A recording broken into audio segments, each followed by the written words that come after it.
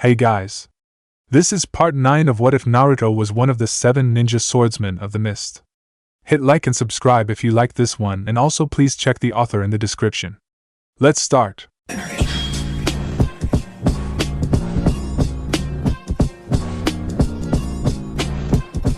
Chapter 41, Battle of Resan Lao. I should have listened to you, Dodai. The Raikage's confession was full of remorse and sadness as he watched thousands upon thousands of his men be given burials and in rare cases funerals. 6,000 brave men and women, 40% of his army was annihilated alongside all their critical supplies and base camp. It was a humiliating defeat, their biggest one in the current war. It showed on the faces of his shinobi who for the first time in this war felt that they were no longer invincible. Granted, most wanted to avenge this loss, but behind that hatred also grew doubt and fear for themselves and of the enemy respectively. A surgical strike. A 25-year-old had delivered them such a defeat that even the Raikage found himself rethinking his battle strategy. We didn't know who we were truly facing back then. Even now we don't. It could just be my imagination, consoled Dodai. Don't patronize me, Dodai. I need your brutal assessment, reprimanded the Raikage. We retreat and join up with the rest of our forces. We need to reassess our battle strategy. The enemy outnumbers us now, and we have no supplies for a prolonged fight anymore, advised his new second-in-command honestly. Considering the Umbu commander had perished in battle, and give up the north completely? The daimyo was already going to dethrone me for taking away reinforcements from the capital for this campaign. I return back with such a humiliating defeat. He'll execute me for treason. If I am to die, I'll die a warrior and not meet the same fate as Genjutsu Hozuki, replied the Raikage stubbornly. Then we do what we came here to do. We kill the 4th Mizukage at all costs, even if it means all our lives. He has no heirs or a chosen successor. With the water daimyo alongside the feudal clans destroyed or subdued, entire land of water would fall into chaos or another civil war if he's gone. Our men still have enough strength and resolve for a decisive battle, one where you can strike our dreaded foe as only you can face him, suggested Dodai frankly. The Raikage looked at his remaining army and knew the enemy outnumbered them nearly 2-1 now. A decisive battle would mean the deaths of most if not all of these men and women. There has to be some other option, he demanded fiercely. There isn't a good one, uncle. He looked to his side and saw his nephew, Fukai, walk towards him. The young man was the Jinchuriki of the 8 Tails, and the Raikage considered it to be one of his biggest mistakes to have not used his talent from the start in the last battle. If only. We cannot force a decisive battle on our terms anymore. The Mizukage made sure of that. His tactical brilliance is not something we can underestimate anymore, warned Fukai, as he looked at the burials happening around them. Our retreat or further waiting only allows him to launch the next attack on his own terms once again. He is his army's greatest strength, but also its greatest weakness. We must take him down, said Dodai fiercely. This army will, whispered the Raikage sadly, likely perish. But we need that sacrifice and resolve if we are to defeat this enemy. 10 years ago, the Spartans made that sacrifice which costed us the war. I watched those children die brutally for a future they would never see. We face the same choice today, stated Dodai somberly. Fukai stepped forward and placed a comforting hand on the older man's shoulder, making him look at the Jinchuriki with his lone remaining eye. What happened at Resan Lao? Dodai hesitated at first, only to relent when the Raikage gave a solemn nod.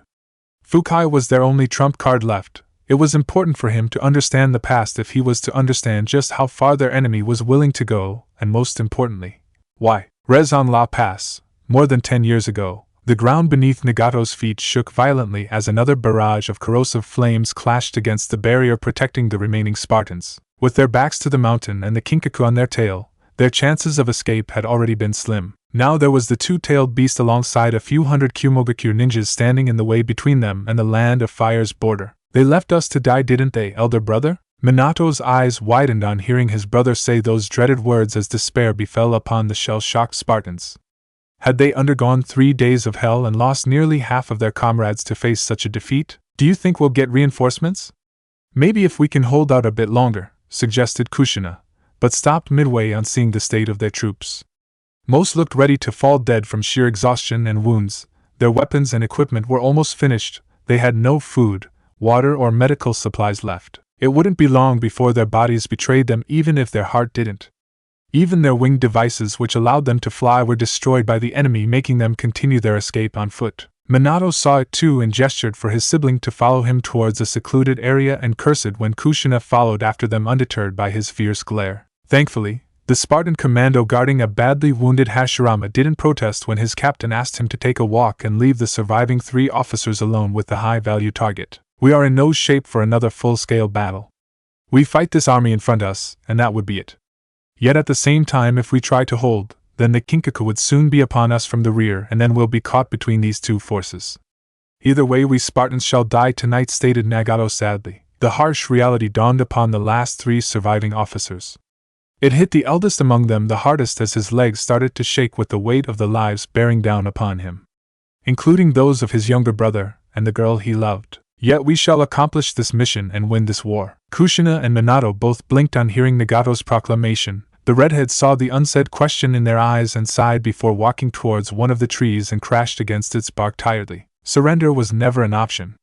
The fate that would befall us would be worse than death, and would put the security of our nation in even greater peril should the enemy get any secrets from any one of us. In that case, we can stake our heroic deaths on a slim chance of victory that may hopefully end the first great ninja war, explained Nagato with a bittersweet smile. I guess you have a plan to make this dream a reality, said Kushina, some hope arising in her broken heart. Yes.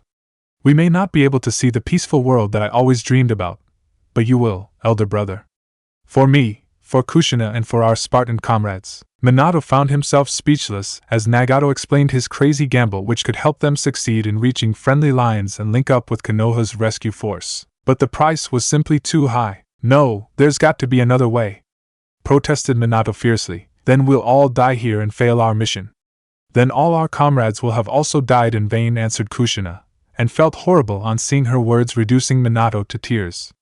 He started to hyperventilate before his murderous gaze landed upon Hashirama. Our own nation sent us on this suicide mission, and my men are being sacrificed for this foolish piece of shit, yelled Minato murderously, tears openly falling from his eyes as he dashed towards the wounded Senju only for Kushina to block his way by engaging him in a fierce hug. Nagato saw the way their troops were even further crushed on witnessing the complete breakdown of their veteran captain.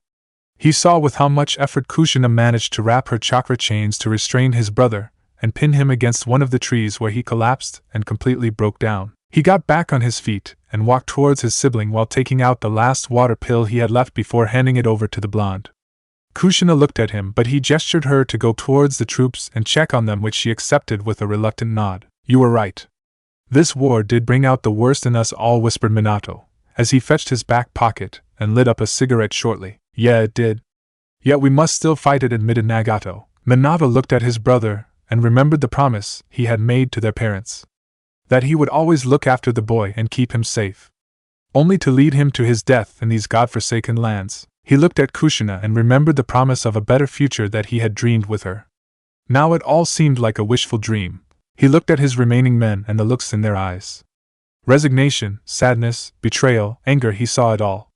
He had failed in his duties as their captain. Until nobody is left, whispered Minato miserably. Yes. Don't you remember how much we have lost all these years because of this war? Asked Nagato bitterly, a sea of anger burning within the redhead's gaze. Father. Minato flinched on being reminded of the way Yahiko Uzumaki met his end in the starting days of this war. Mother, how he wished he could see her just one more time. To be given just one chance to ask for forgiveness for failing their promise. Matsuri. He remembered the girl who jumped over a bomb to save his life. Her desperate eyes trying to convey her feelings for him in her final moments, even when her own voice had betrayed her. Hate, his friend's devotion towards clan, country and comrades stayed true until the very end as he fought off a doomed delaying action so the rest of them could escape. Kasumi. Nagato took a brutal punch to the face as the blonde tore himself from the chains pinning him against the tree and appeared before the redhead in a fit of apocalyptic rage. Just stop. This slaughter won't stop until we end it, shouted Nagato furiously. What's the point? Fools like Hashirama will again become the catalyst for another war, argued Minato tearfully. He received a swift and brutal punch to his gut as his enraged sibling grabbed him roughly by the collar and slammed him against the nearest tree without mercy. There is no point. Yuzu and Konoha abandoned us. It's just us, no fucking Mizukage or his cunt advisors. Just us and our fucking men standing there. Completing this mission and hoping for the end of this war is all we have left. And if we die tonight, then so be it. But I still expect you to fight for us, berated Nagato furiously, as tears fell from his eyes. I can't leave you here. Nor Kushina, or our men, begged Minato. Link up with reinforcements, and come back for us. That should even it. You're not strong enough to get us all out of here with your teleportation jutsu, advised Nagato meekly. But I can get you and Kushina out, at least alongside Hashirama, whispered Minato hesitantly, already feeling ashamed for even suggesting something like that which would doom the rest of their men. Neither of us will be able to live with ourselves if we abandon our comrades to die. Someone has to lead this charge, someone strong enough to meet the foes in front of us. You know it's me. The Namikaze clan must live on, I entrust you with that, said Nagato seriously. Minato's heart broke into a million pieces on hearing those words, but a sense of pride for his sibling overcame him when he saw his brother didn't waver in his resolve even after several long moments of them looking at each other. I promise. As his brother hugged him thankfully, the blonde felt his world crumbling to pieces. Charge! Commander Dodai had been the leader of Raijin Battalion for most part of the First Great Ninja War, and had been a witness to a great many sights. Yet none could have prepared him to witness the suicidal charge launched by his badly battered foe. It was either a testament to their madness or sheer bravery, the likes of which the Kumogakure Jounin had never seen before. He realized it to be a mixture of both when he saw the enemy not wavering a step in their charge even as the two-tailed beasts roared at them furiously. Your valor was worthy of a better cause, he whispered regretfully, looking at the young children charging towards their deaths. He took a deep breath in order to stabilize his thoughts and focused upon the directive he was personally assigned by the Reikage. Looking at the enemy's resolve made one thing absolutely clear. They were prepared to sacrifice everything, including their lives, to get Hashirama Senju back to his homeland. It would be extremely costly to recapture their lost hostage, but in that case he had to follow the order determined by the Reikage and mercilessly directed to be followed. Kill them all, ordered Dodai without a flinch.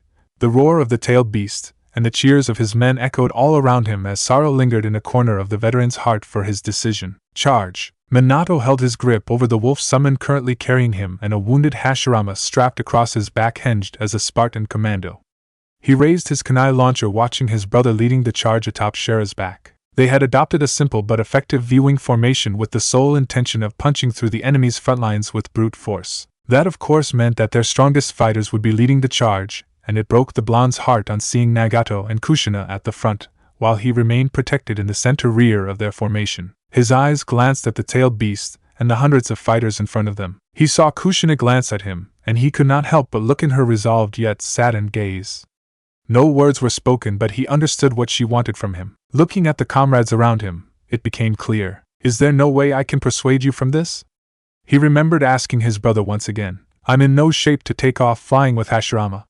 My shoulder blades are badly damaged and the muscles there have been torn to shreds.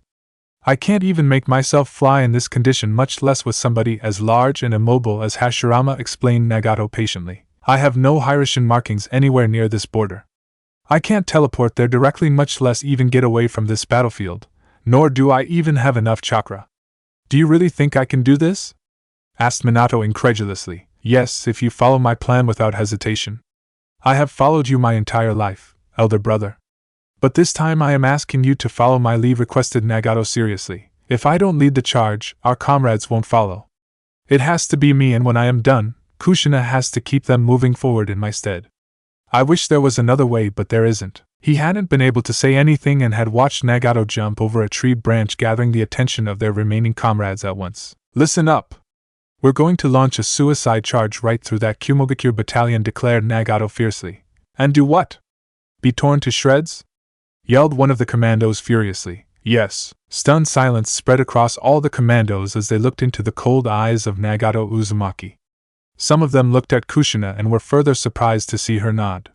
Their captain hung his head in defeat with his clenched fists bleeding red. I know I am not your captain and will not begrudge you for having any conflicting thoughts.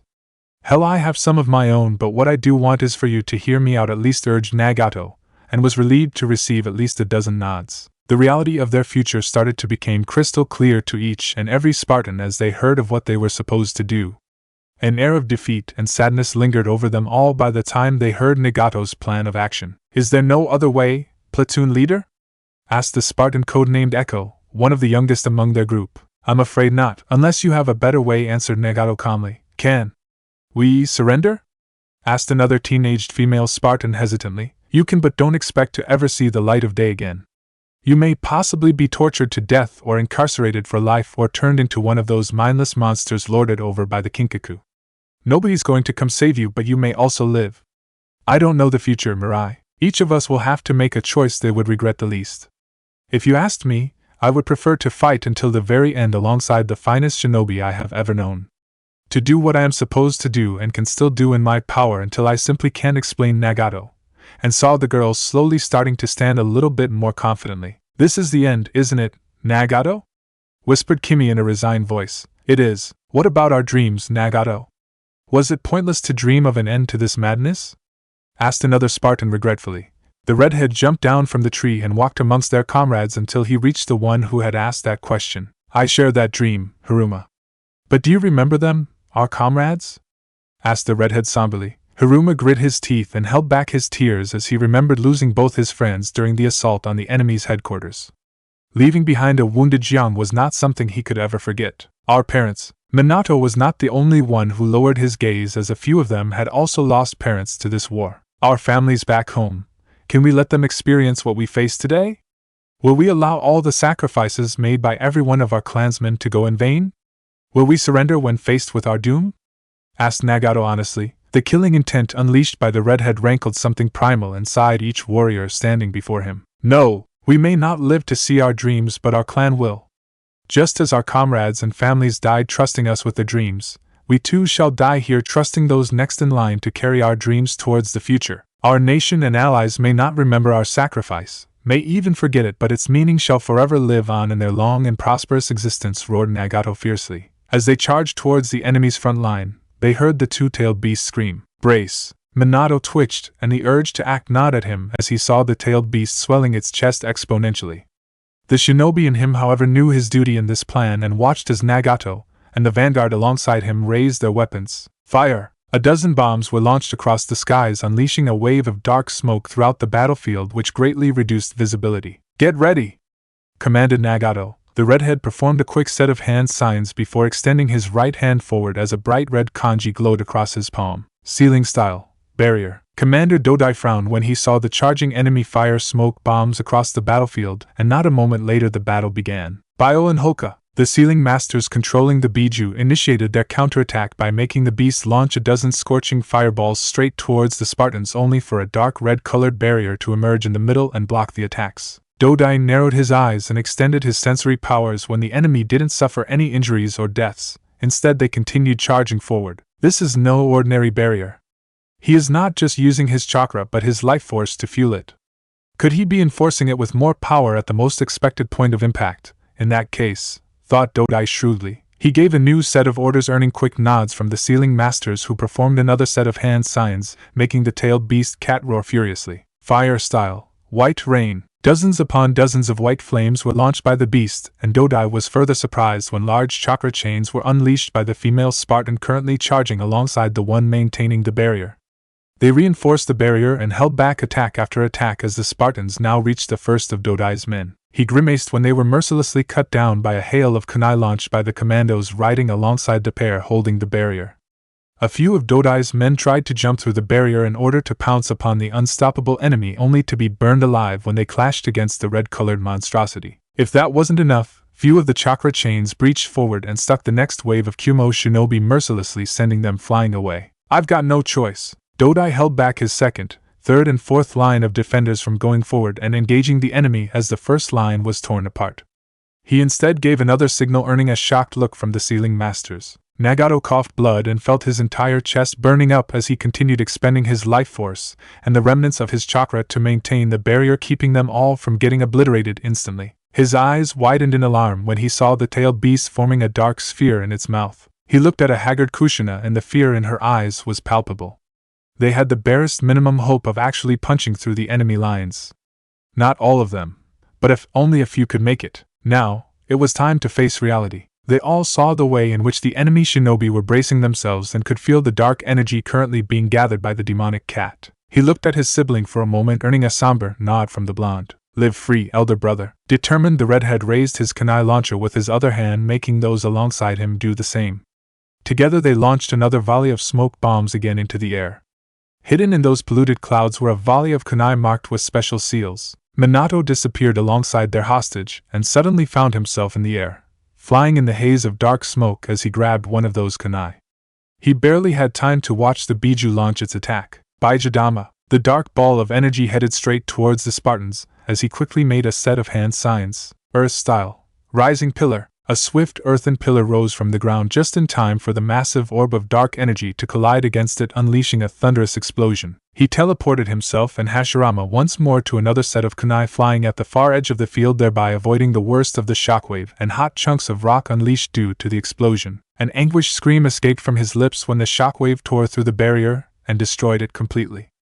A dozen of those burning rocks crashed right upon many of the Spartans, and his wolf summons carrying them. Time seemed to freeze for him when he saw Kushina jump in the way of one of those burning rocks heading straight towards Nagato. Rage coursed through his heart when he heard her scream as she was sent flying away alongside several of their comrades who were torn to shreds. Horrified, he turned back to help them only to see his brother, and those still left alive, raise their kunai launchers forward once more. Advance! Minato fought back his tears as he steeled himself and focused upon the new set of kunais launched further across the battlefield. With a shattered heart, he continued teleporting from one to another, much to the astonishment of the stunned enemy. Shoot him down! Commander Dodai couldn't believe what he was seeing, even as his men desperately attempted to bring down the lone flying Spartan.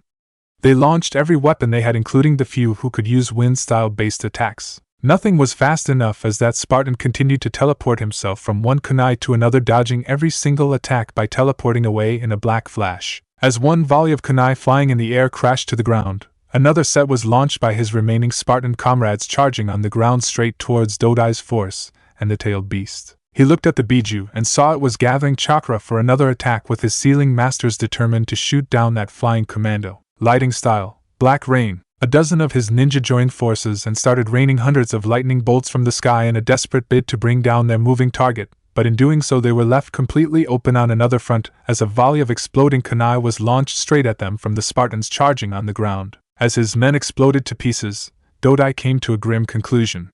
If he had to stop the enemy, then he had to destroy the mastermind behind this move, and his gaze landed upon the red-headed boy leading the suicide charge. Focus all your fire and annihilate their ground forces.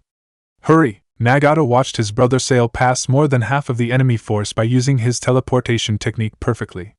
The enemy were in complete disbelief and disarray, even their tailed beast's power not fast enough to stop the Namake's warrior. He looked at the screaming ninjas beside him, who had given every last ounce of their chakra to Minato so that he could successfully escape with Hashirama by using the teleportation jutsu.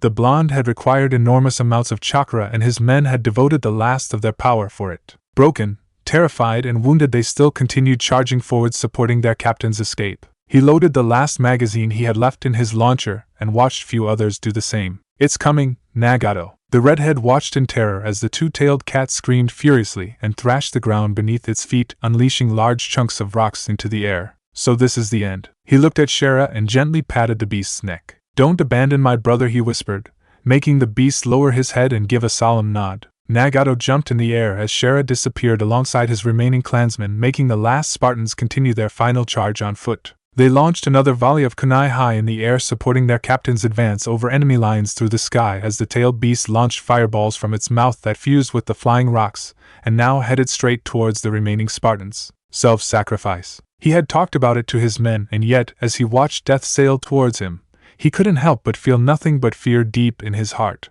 I really wish I could have read the end of that manga. But you will, elder brother. For both of us, thought Nagato somberly. A smile came upon his lips on watching his brother fly towards safety, making him steel himself as the burning rocks sailed towards them, reducing nearly all his remaining comrades to tears. Spartans! For comrades! His fearless war cry instilled a renewed wave of courage across his terrified men as they once again raised their kunai launchers upwards. Spartans! For clan! They fired their last volley high in the air, and watched as it sailed over the rear of the enemy lines now that they were so close to them. Nagato gathered the scraps of chakra left in his body as the wave of burning rocks descended upon them. Spartans! For country! Dark ash-colored shields made of chakra covered each of the remaining Spartans completely as the burning rocks crashed upon them. It protected them, but their heart broke when they saw one of the burning rocks spear clean through Nagato's upper chest, even as he used his last chakra to protect his comrades instead of himself. Nagato! The Spartans screamed for their last officer, but also saw the redhead still pointing his kunai launcher forward as he was sent crashing away mercilessly. Forward! This feeling wasn't unknown to him. He had experienced it countless times in his short life, every time he lost someone dear to him.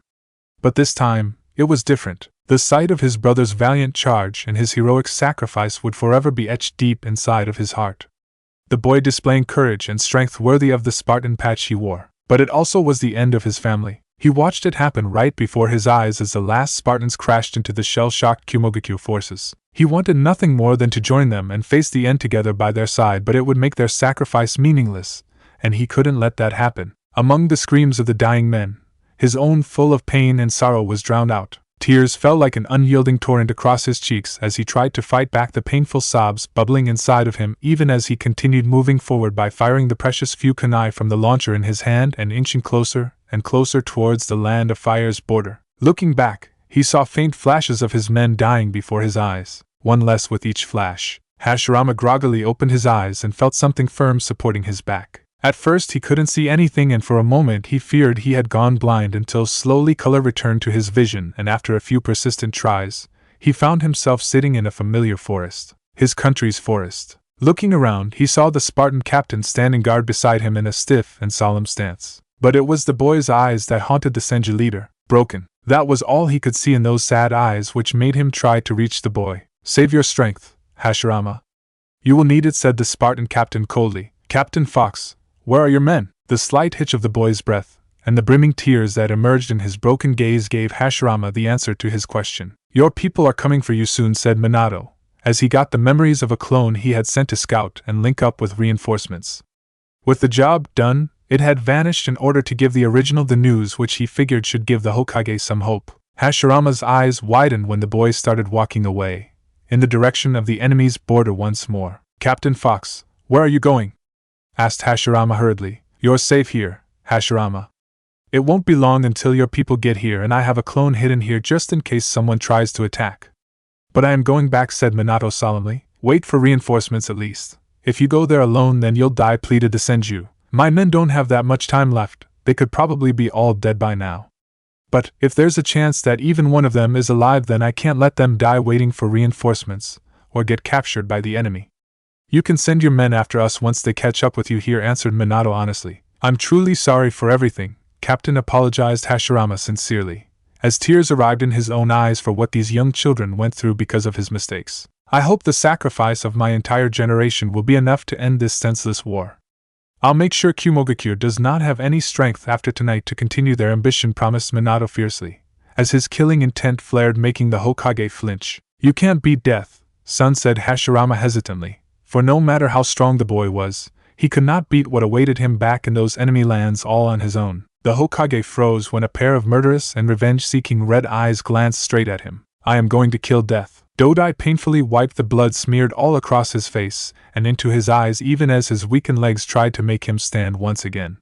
Looking around, he was horrified by the carnage around him. Bodies upon bodies torn to bits and pieces, majority of them his own men, many still having the enemy's daggers buried deep into their smashed hearts. He heard another painful scream and saw the two-tailed beast swinging one of the Spartans wildly in the air, the sealing masters lying dead nearby courtesy of the kunai embedded in their heads by the lone commando that got through the entirety of Raijin Battalion thanks to the kamikaze-like attack launched by all his comrades. Shock and awe. Dodai should have known, it being the main battle strategy of these warriors. The first of them to meet them head-on had made themselves as suicide bombers that tore nearly 100 of Dodai's troops to shreds and knocking out another few dozen.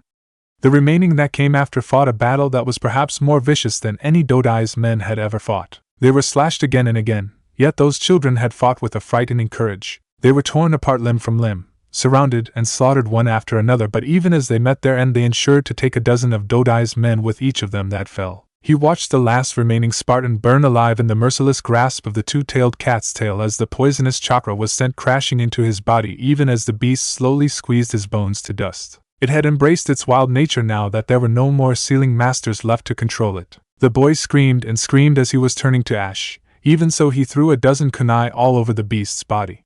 Before the beast could punish him for that harmless insolence, the boy died with a content smile. The next moment the cat screamed. Dodai looked up in horror on seeing one of the beast's eyes had been slashed apart, and the other gazing straight into the murderous eyes of a very familiar and murderous blonde Spartan. It swung its twin tails forward in a fit of rage to crush the blonde warrior, but he disappeared in the blink of an eye only to appear right behind the tailed beast's rear. Dodai's eyes widened when he saw a familiar set of kunais scattered all around the tailed beast with some even lodged upon it. He remembered that last Spartan unleashing that attack as a final defiance, but the boy must have sensed his comrade's approach and gave his life trying to assist him. Now, with almost no Kumogakure ninjas left to protect the beast, it was left wide open. Before it could even turn back, the blonde Spartan slapped something on its rear legs before teleporting right above the beast in the air. It screamed in agony as the explosives went off, making it collapse to the ground. It launched a slew of fireballs at the blonde, but he vanished again, and this time reappeared a moment later in front of the beast to jab his chakra-laced sword clean through its remaining eye, making it scream even more painfully. Dodai watched in horror as the blonde continued his devastating teleportation dance all around the beast. First, he took its remaining legs with more explosives, making it fall flat on the ground.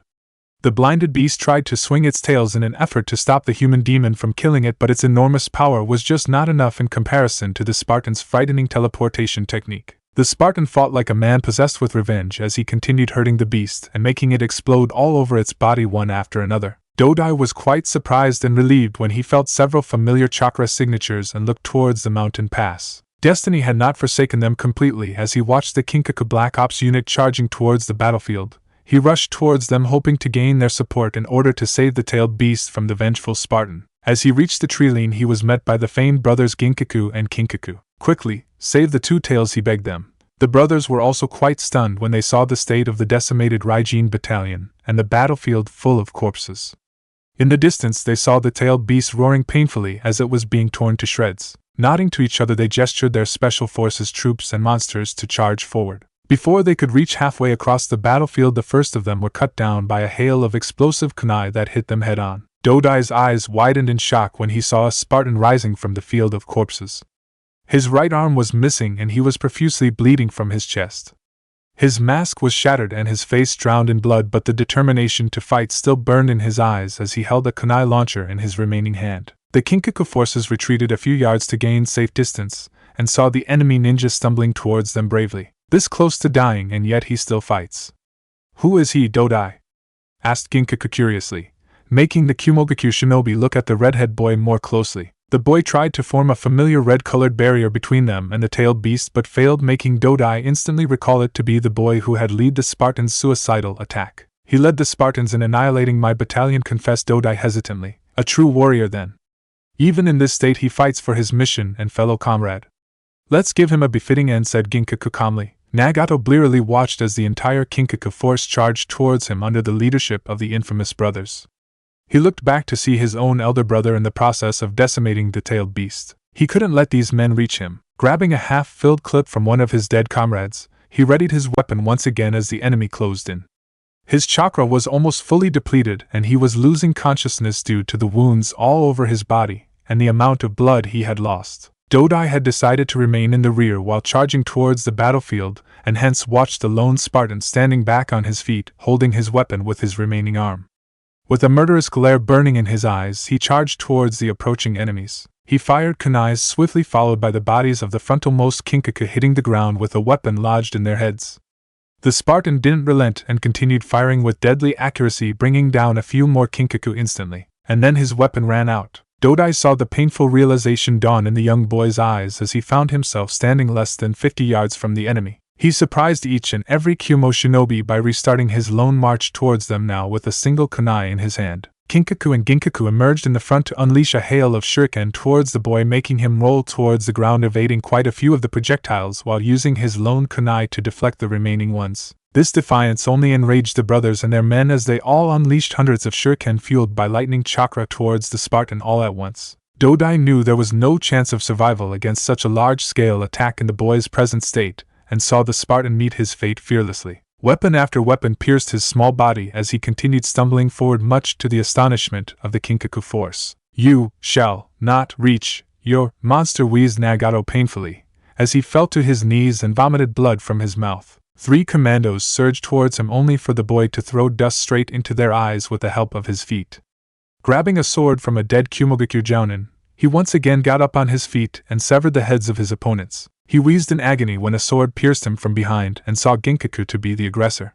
He kicked the man straight in the balls, making him grimace, and quickly evade a strike aimed for his neck by jumping away. Kinkaku seized the moment to stab the young Spartan straight through his heart, but was stunned when the boy laughed before slamming his head straight into his face, making him lose balance. Nagato evaded a strike from a reappearing Ginkaku and positioned himself right behind Kinkaku's back. His sword sliced clean through Kinkaku's back right down to his waist, making him scream in pain as he collapsed to his knees. Ginkaku quickly grabbed his wounded elder brother while hatefully glaring at the boy who had hurt him. "Slaughter him!" he screamed murderously. A violent explosion made the land tremble beneath everyone's feet as they all saw the two-tailed demonic cat explode from within and collapse thunderously across the ground, creating a giant crater in the aftermath. Another Spartan appeared before them in a flash and grabbed Nagato quickly before vanishing away. Nagato coughed up more blood as he was gently laid across the ground. As his vision cleared, he found himself inside a crater where a few meters away was the tailed beast. Dead. He saw his brother frantically assessing his injuries while ignoring his own. "Elder brother, don't talk. I'll heal your critical wounds, then we're getting out of here," promised Minato in a desperate voice. "The others?" wheezed Nagato with the barest hope still burning inside of him. Minato lowered his head and solemnly shook his head, making the redhead close his eyes and fight back the grief rising within himself. He opened his eyes once again when his brother started coughing violently, and saw the deep gash across his chest. The flesh was burned and he realized the Spartan captain must have broken quite a few ribs. There were other larger cuts across his body where the tailed beast had hurt him before it was killed. Even so, Minato was still pouring whatever chakra he had left to heal Nagato's innumerable wounds while bleeding to his own death. It made the redhead slowly raise his hand and stop the medical jutsu being administered by his sibling, much to the blonde's shock. "It's too late for me. You know it too, elder brother," whispered Nagato calmly. "No. I can still. Thank you for always being there for me. Even if we were half-siblings, you never let me feel as if we were anything less than real brothers," said Nagato gratefully with a smile. "Stop it! We're both going home together. Reinforcements will be here soon," begged Minato with tears falling from his eyes. His heart skipped a beat when his brother's eyes closed, which made him again send medical chakra into the boy's body even more desperately. He felt a new power seeping into his own body and saw ash-colored chakra rising from Nagato and merging with his own. The younger Spartan gingerly opened his eyes a few moments later and smiled at him. "A part of me shall always live on in you. Please use this power to protect our people," requested Nagato. Minato saw the color fading from his brother's face and the boy's heartbeat becoming nearly silent. He grabbed the younger boy's hand and gave a reassuring squeeze. He whispered tearfully, unable to say anything or accept that his worst nightmare was coming alive right in front of him. "Whatever the village says, you are a great ninja in my eyes. Someday you'll change this world with your power, for you are the savior of our people. I know you can do it." The ensuing silence that came as the boy's eyes closed with a peaceful smile upon his lips was the hardest thing that Minato had ever endured in his short life. His brother was gone. He coughed blood and felt the rising pain within his own wounds as the enemy got more closer to his position. A part of him that loved his brother and their comrades wanted him to retreat in order to honor their wishes. But another more stronger part of him had no desire of retreating even if it meant dying here. For now, there was nothing left to protect anymore. Nobody waiting for him back home. How could he go back home and face his people while all his comrades had died? "I'm sorry, brother. But I will be joining you soon," he whispered regretfully, as he gathered up his chakra and teleported to the battlefield once again. As he appeared before his enemies, they all immediately stopped their advance, even going as far as taking a few cautious steps back. "Biju killer, demon, it seems you still have some self-preservation left in you." "Yes, I am the one who killed your tailed beast," replied the blonde Spartan fearlessly. "Surrender, Spartan, or die," warned Ginkaku icily. To his surprise, the young boy didn't waver for an instant, and raised his sword towards them with a determination that made many take a step back as his monstrous killing intent washed over them. "Fight me! There is only one Spartan left in this world, and only one shinobi's name will be remembered for killing me. Who wants to be that man?" challenged the Spartan captain thunderously. Dodai watched the skies themselves crackle with frightening lightning storms gathering over them all. Even the battle-hardened troops around him felt slightly unnerved by the shinobi in front of them. Finally, it was the wounded Kinkaku who broke the stalemate by taking charge, making his brother Ginkaku join after him. "Don't waver. He's just one fighter," rebuked the brothers in unison. That forced the rest of their men to join them, including Dodai, who saw the Spartan only chuckle before charging towards them fearlessly. "This is a good opportunity for you to remember. Whether you live or die today, watch how a captain of the Spartan Black Ops meets his end." Present day, even today, he could still remember those words deep within his heart. Fukai and the Reikage were extremely silent as Dodai finished his tale and looked towards the sky with a deep sigh escaping from his lips. He inflicted heavy casualties on us, even wounding Kinkaku more grievously. Ultimately, Ginkaku gave the order to retreat when we sensed more enemy signatures converging on our location. I don't know how the boy survived, but most probably he truly is that same Spartan from back then. We need to kill him before he destroys our nation. For in his eyes I saw the desire and sheer hatred to wipe out our entire nation and make our name disappear from the annals of history for what we did to his comrades, whispered Dodai tiredly. That explains how Kirigakure got their hands on the winged devices. If a Spartan gave them that technology and taught them how to use it, suggested the Reikage. Even if they were our enemies, I could not help but respect the resolve of those children. This war is personal for the Mizukage and his comrade. They won't stop until our nation is destroyed, even if Kirigakure suffers heavily in that process. I agree with you, Dodai. We need to kill him and that Kunoichi at all costs, replied Fukai decisively. Do you think he'll accept my challenge for single combat? One Kage against another. A most honorable offer, my lord. However, it is not the right one, said Dodai respectfully. It's as you said, he is the center of his army. I'll keep him occupied while you, Fukai, and the rest of our army descend upon his forces to cause maximum damage. I won't lie, most of us won't be returning to our village, declared the Reikage without hesitation. But if we don't do this, we won't have a home left to go back, agreed Dodai. I guess we find ourselves in the same situation the Spartans faced in their time. Just as they chose to win the war for their nation by paying the ultimate price, we shall do the same for our nation if it comes to that. We are with you, uncle, promised Fukai with determination. The Reikage nodded his approval and heard the promise from both the men of rallying their troops for this dangerous encounter. A task in which he would himself participate. Where do you suggest we meet the Mizukage in battle? This time I shall lead from the front, assured the Reikage. Both he and Fukai looked at Dodai, who remained silent for a few moments before stating the location of an ancient battlefield of their nation, Haidara, Kirigakure camp. It was midnight, and Kushina was not surprised to find her childhood friend sitting atop a lonely hill from where they could see their army camp. Any normal person would have died from the freezing cold and snow, but their bodies were genetically enhanced to survive in such harsh climates, since they were children. She looked down to see celebrations still ongoing in some parts of their camp for the victory they had achieved against the enemy. They feel we can't be beaten now, he whispered, as she grabbed a seat beside him. Morale needs to be high, for the road ahead will only be more difficult. The enemy more desperate and savage, she warned, earning a solemn nod from the blonde. Anything particular on your mind?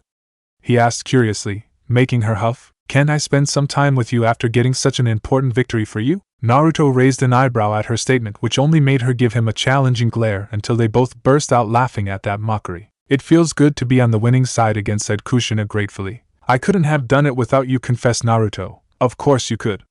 Just not as magnificently as you did with me by your side, teased Kushina, making him chuckle but give her a nod as well. He leaned back into the snow to gaze up at the clear sky, and Kushina joined him moments later and leaned close in his embrace, an action which he accepted with a faint smile. I never thought we'd come this far, she whispered. There is still a long way to go, he reminded her gently, making her give a subtle nod. And I am with you. Till the end, she promised him, and saw him look at her with an affection he had only displayed for a select few people in his life. I'll hold you to that. You're all I have left of my family. It's why I want you to stay and support. Your talents will be more useful in keeping the army safe and make me fight without. I'm a shinobi just like you. You can't expect me to, she protested furiously, but was silenced when he placed a finger upon her lips gently. Please, Kushina. There were very few moments in their lives when he had looked so vulnerable, and it made her anger subside considerably. Why? She asked him hesitantly. You know the reason, he whispered reluctantly. No. You have to say it, she insisted fiercely. I won't. I can't. Not after what happened to the one who heard them last. Everyone I truly love dies. I won't let such a thing happen to you. So please. He nearly begged her. We are mortal, Minato. Our lives are limited, yet I don't think your wife regretted falling in love with you. As did every person who shared that feeling. We chose to feel that way towards you. The only thing worse would be you not respecting it, explained Kushina patiently. We can never be together no matter how much we feel for each other. Even if I win this war, Kirigakure would want me to marry a woman from their lands and rebuild my clan. I will not dishonor you like that. He hissed furiously, as he disentangled himself from her slowly before getting back on his feet. Kushina clenched her fists, and tried to suppress the sheer rage and frustration that had always simmered within her ever since she met him after all these years. For a decade she had pursued revenge for their lost comrades while ignoring her own happiness. When she got him back, he was already married and actually in love with someone else. She had respected their boundaries then, but now it was impossible. All the dreams she had imagined as a young girl, the future she had always wanted by his side. "Don't you dare turn away from me," she commanded icily, making him stop from turning his back on her. "Kushina," he whispered tiredly, as he looked at her with as much patience he could muster. "I love you, Minato. Ever since we were young, you were the one for me. My biggest regret in life is the moment when I chose revenge over you. If only I had not taken that path and stayed with you in the village," she whispered miserably. "I love you too, Kushina. But things aren't the same anymore," he insisted in a gentle voice. "I don't care. I know what I want and I'm not walking away unless you tell me to," said Kushina fiercely. Naruto clenched his fist to suppress his rising anger. He was already neck-deep in trouble and couldn't afford such a personal complication when his army was depending upon him. Gods knew he loved the woman in front of him, she was his first love after all. But it was exactly because he had those feelings for her he couldn't. His eyes widened in shock when he felt a pair of warm lips crash upon his own as she had used his distraction as a chance to share a passionate kiss with him. An affectionate gesture that clearly touched something inside of him, as he remembered buried memories of their childhood which he had tried his best to forget. Just as he had shown her a wishful dream during their farewell in Kumogakure, this time she did the same for him. He found himself looking at a future where he had won the war, his nation now ruling over the human race and ushering mankind towards peace. While he ruled from a new capital alongside an invisible queen and children, he also found himself traveling back to his motherland Uzushiogakure very often. Instead of a nation devoid of his family, friends and full of people who hated him, he found himself welcomed by everyone he had lost who were all alive and living in peace. He found Kushina waiting for him by a small yet beautiful house near the seashore, with a young boy who had blonde hair like him and eyes like her welcoming him with a happy laugh. As the trance ended, he didn't realize that tears had slipped freely from his eyes until Kushina gently wiped them away. "I know what your heart desires, more than anyone else," she whispered gently, a fact which he couldn't deny no matter how much he wanted to. "I understand what you need to do in order to create a better world for all of us, and I am willing to make sacrifices to fulfill your dreams as you are mine," she confessed with a faint blush. "Kushina, I don't want to live a life of regrets. Even if it's finite, I want us to be together, for the alternative would break my heart," said Kushina hesitantly. "Even if I marry someone else for political reasons? Even if I resurrect Ino with Madara's help, and she chooses to stay with me?" he asked her sharply, hoping those hard questions would deter her decision. "You'll need allies to maintain this empire that you want to create. Marry someone from Kiri, as your supporters are requesting, in order to continue having the loyalty of that nation. If you manage to bring Ino back and she chooses to stay with you even after you conquer her nation, then fine. Any children you have with her can control those lands for you, as they will be heir to the Senju clan as well. Same goes for the Namikaze clan from the woman of Kiri. As for me, I would like to return back to our motherland once this war is over. We'll make the Mizukage answer for his crimes, and maybe I can become the first female Kage, our children ruling those lands through their Uzumaki lineage by me." He had fought a great many battles, but as he watched the woman in front of him explain her entire plan, he could not help but see a different side of her, one that he never thought existed. "Kushina, I never thought you had a flair for politics," he whispered in surprise, making her scoff. "Don't let these good looks fool you. You may be a great general, but I spent a decade as a spy in the Lightning Daimyo's court. I know more about all the politics that goes behind ruling a nation better than you. To conquer lands is one thing. To create a human empire would require you to not just implement Madara's plan but also create a new civilization with its own unique culture and ideology. It's not just that I have feelings for you, but I too believe in this new world that you wish to create, and am willing to do my part to see it come true," explained Kushina honestly. Her words made him pause as she gave him an actual glimpse of the real challenges that awaited him after his conquest, if it went as per his plan. He was good at war and inspiring people, but pretty terrible at politics. Granted, he could rule with an iron fist, stifling any opposition through brute force, but it wasn't an ideal strategy in the long run. If he had been politically intelligent, he wouldn't have let himself get guilt-tripped by the Mizukage in accepting the blame for the Spartans' death when it was that man who sent them to die in the first place. Sure, it saved his nation's prestige and gave it war spoils from allies and enemies alike. Most of all, continuing the Mizukage's grip on power for the people never realized the truth due to his false confession. The only one who suffered was him, banished from his own nation to die in a foreign land serving that same corrupt leadership. He had been naive and broken, something which the politically astute Mizukage had used skillfully. Not anymore. Kushina was surprised when she saw him looking back at her with a newfound respect and admiration. Then so be it. I won't deny our feelings for each other or doubt your wisdom in an area where I am lacking. Once we defeat Kumogakure, we'll make the Mizukage answer for his crimes. Madara has assured me that he will bring our dead comrades back to life should we crush this nation. Then together, we all shall go back to our homeworld to correct a grave injustice done to us by that man. Once we win, I want you to control that nation as the second Mizukage, agreed Naruto with a cold smile. You sure?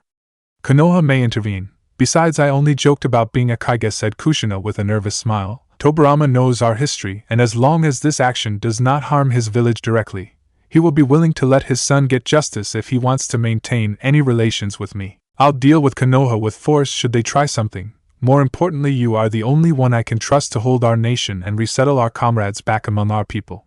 You are strong, wise, and know how to treat people fairly, something the current Mizukage lacks. I imagine it would be ironic for the old geezer to be overthrown by the very same Spartans he sacrificed, replied Naruto with vengeance and determination burning in his eyes. Kushina nodded as she agreed with his reasons while hiding her own nervousness behind her silence.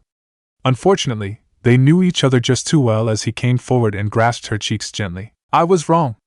I am too naive when it comes to politics and need real comrades like you. Maybe this way we get to fulfill that wishful dream of ours. One that we both forgot about a long time ago, he whispered sincerely. Are you really sure, Minato?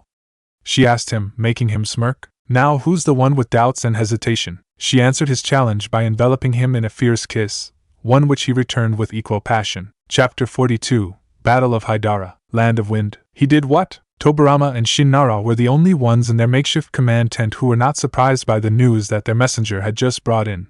Unlike the third Hokage and many of his commanders, the Mizukage dealt a crushing defeat to the Reikage, inflicting heavy losses. He controls the seas and most of the north in the Land of Lightning. Kumogakure is on the back foot and is being pushed back in their own lands, revealed the messenger, unable to conceal his own joy and disbelief at what he was reporting. He outsmarted the Reikage? Asked Danzo in disbelief. He did. Destroyed nearly half his army and supplies with barely any losses to his own forces, answered the messenger. Stunned silence prevailed in the room as each shinobi tried to accept what they had just heard. Tobirama watched true hope arrive back into their eyes, one that had been building since their successful counter-invasion in the Land of Wind. They had acted just as per Naruto's plan, while he attacked the Land of Lightning with his full might, making them pull back all their forces away from the Land of Fire's borders to protect their own lands. The Land of Fire gathered all its military might and launched a blitz attack against the weaker Land of Wind. The Land of Wind had been preparing for a long invasion and was ready to fight a brutal guerrilla war as the invaders tried to conquer territory and then tried to hold it. But to their surprise, the fire ninjas started destroying key settlements, supply routes, and rare natural resources of the desert nation, which completely destroyed their economy. They didn't seek out great battles in the desert with the defenders who knew these lands better. Now the Wind Daimyo was panicking, and the sheer destruction had even made the Land of Earth stop all offensives against Konoha and pull back to defend their own territory as both of its allies faced death, destruction, and conquest by a new alliance. You were right, Lord Nara. He is a conqueror, perhaps the finest military commander of our time. For even I never thought Kumogakure could be brought to such a brink of catastrophe. The tide of this war is changing, agreed Hiruzen with a faint smile. Don't underestimate the Reikage. As long as he lives, the enemy is not defeated. We must ensure he receives no support from his allies, and for that we need to increase our attacks against Suno, warned Tobirama. You're right, Sensei. Our men are exhausted, but this news will bolster their morale and make them fight more fiercely, said Koharu confidently. It will be done, agreed Hiruzen, as he issued orders to their various commanders to ready their men for a renewed offensive now that the chance of victory on all fronts looked really possible. What of the Land of Lightning's populace? Their nation might be losing battles, but as long as the spirit of its people is not broken, there is still a chance of fighting back, asked Shinara seriously. As unbelievable as it may sound, the Mizukage is winning hearts with his generous and sometimes magnanimous treatment towards the civilian populace and any warrior willing to join his cause. Instead of barbarians, the people are finding a leader willing to look after their interests and ensure their protection if they join his cause. The North was always poorly defended and neglected by the feudal lords and Reikages of that nation. Now they are paying a heavy price for that mistake. Even the coastal cities that are being raided by Kiri's navy have not seen much destruction except those of combatants. The Mizukage tales are slowly but surely spreading across the entire land of lightning. Some are even calling him, explained the messenger, only hesitating at the final part. Go ahead, assured Lord Shunara, making the messenger nod while avoiding the gaze of his own Kage. Naruto the Great. Hiruzen and Danzo frowned heavily upon hearing that, and the messenger was swiftly dismissed. Tobirama understood their feelings, as despite their best efforts, they had been unable to garner the same amount of admiration and respect from the population of the Land of Wind, who hated their very guts and did not spare any chance to harass them. While their rival Kage was winning battles and hearts at the same time, building a legacy surpassed only by that of Hashirama Senju. Naruto the Great, huh? Perhaps my son will end up surpassing your legend, elder brother. Maybe that's a good thing, since our era has passed, and a new dawn must arrive in this stagnated world. It is turning out just as Mito predicted, thought Tobirama fondly, as he recalled his sister-in-law's parting words to his son when he left Konoha. Tobirama is a good leader, but Naruto will be simply great. The Uzumaki woman's words had turned out to be prophetic, having seen something in the young man that his own father couldn't. As a former Hokage and staunch nationalist of his country, he was content but also wary of the success of the Mizukage, their ally and possible rival in the future. But as a father, he was proud and sad at the same time. I really wish to have been at your side, my son. Only if you had been born in Konoha. But then again, you wouldn't be the man you are today if that had been the case. Maybe it's your destiny to forge your own future by yourself. I only wish I could meet you again someday, thought the Senju clan head sadly. And as a shinobi, he could only imagine the next battle that awaited his child. One that could determine his future, and that of this war. Land of Lightning. Naruto was closely looking at the ninja map inside his command tent after having received reports from his scouts about the enemy's new movement. They have taken up position at Haidara, a hilly area that protects a passage leading straight towards Kumogakure and their wealthier coastal cities, reported Kisame. That leaves a clear path to attack the feudal capital. Why would he do that? Questioned Amuri with a frown. It's a trap. If we take the bait and attack the capital, it has enough men and defenses to last a few weeks. The Reikage would then attack us from the rear with his remaining army and whatever new forces he can muster. We'll be trapped on two fronts and destroyed, warned Mangetsu, as he explained just how their advantage was instead a deep threat. The more he continues to hold the pass at Haidara and blocks our route to his village and great cities, the more time his son gets to deal with our distraction forces led by General Abe in the south near Osaka. If he crushes them and joins his father with more reinforcements, we will be outnumbered across both fronts. Worse if he gets more reinforcements from his allies, suggested Kaori. Kushina, with a frown. The mercenaries right. We must attack the Reikage before that happens, Lord Fourth urged Zabuza. We outnumber him nearly 2-1, even more if we ask our naval forces led by our Anbu commander and Jinpachi to join us instead of controlling the seas, suggested Haku. They were all quite surprised when Naruto slammed his fist against the war table and grit his teeth in frustration. It's exactly what the Reikage wants. Look at this. He pointed towards the rough and open area of a dozen kilometers which led towards the mountain pass held by the enemy forces. The enemy has taken the heights. They can see our every movement as we approach them. If they have a capable Jinchuriki with them, they can hit our forces before we could even reach them. Even if we somehow accomplish that, our troops will be fighting an uphill battle against a well-entrenched enemy force in superior positions. For every one of them that dies, we will lose 7 to 8 of our own, warned Naruto. Then the 501st will bomb them into oblivion, or keep them suppressed long enough for our army to reach the enemy without coming under heavy counterattack, proposed Kisame fearlessly. I admire your courage, Kisame. However, the enemy now knows about the 501st. More importantly, the Reikage will be there. They'll blast you out of the sky from their positions at superior heights. Your aerial advantage does not exist in this battle. It can only be used when the enemy is in complete disarray and unable to deal critical damage to your forces with a fierce counterattack, explained Naruto seriously. They must have also set up traps in the area, and the air in this region is extremely thin and the weather too cold. These are difficult conditions for our men to fight in. The enemy, on the other hand, has the advantage of superior position, terrain knowledge, element of surprise, and forces trained and motivated to fight in such conditions. They'll die or suffer terribly before yielding this pass, as anything less will ensure the destruction of their village. The Mizukage's detailed analysis made his eager commanders frown heavily and look at the position their enemy was occupying with a clearly visible envy. Then should we wait for them to starve or freeze to death in that area? We did destroy their supplies, suggested Kisame, but Naruto shook his head. They must be suffering terribly, but our waiting only gives them a chance to get new supplies from their village. We must attack and secure this passage leading towards Kumogakure.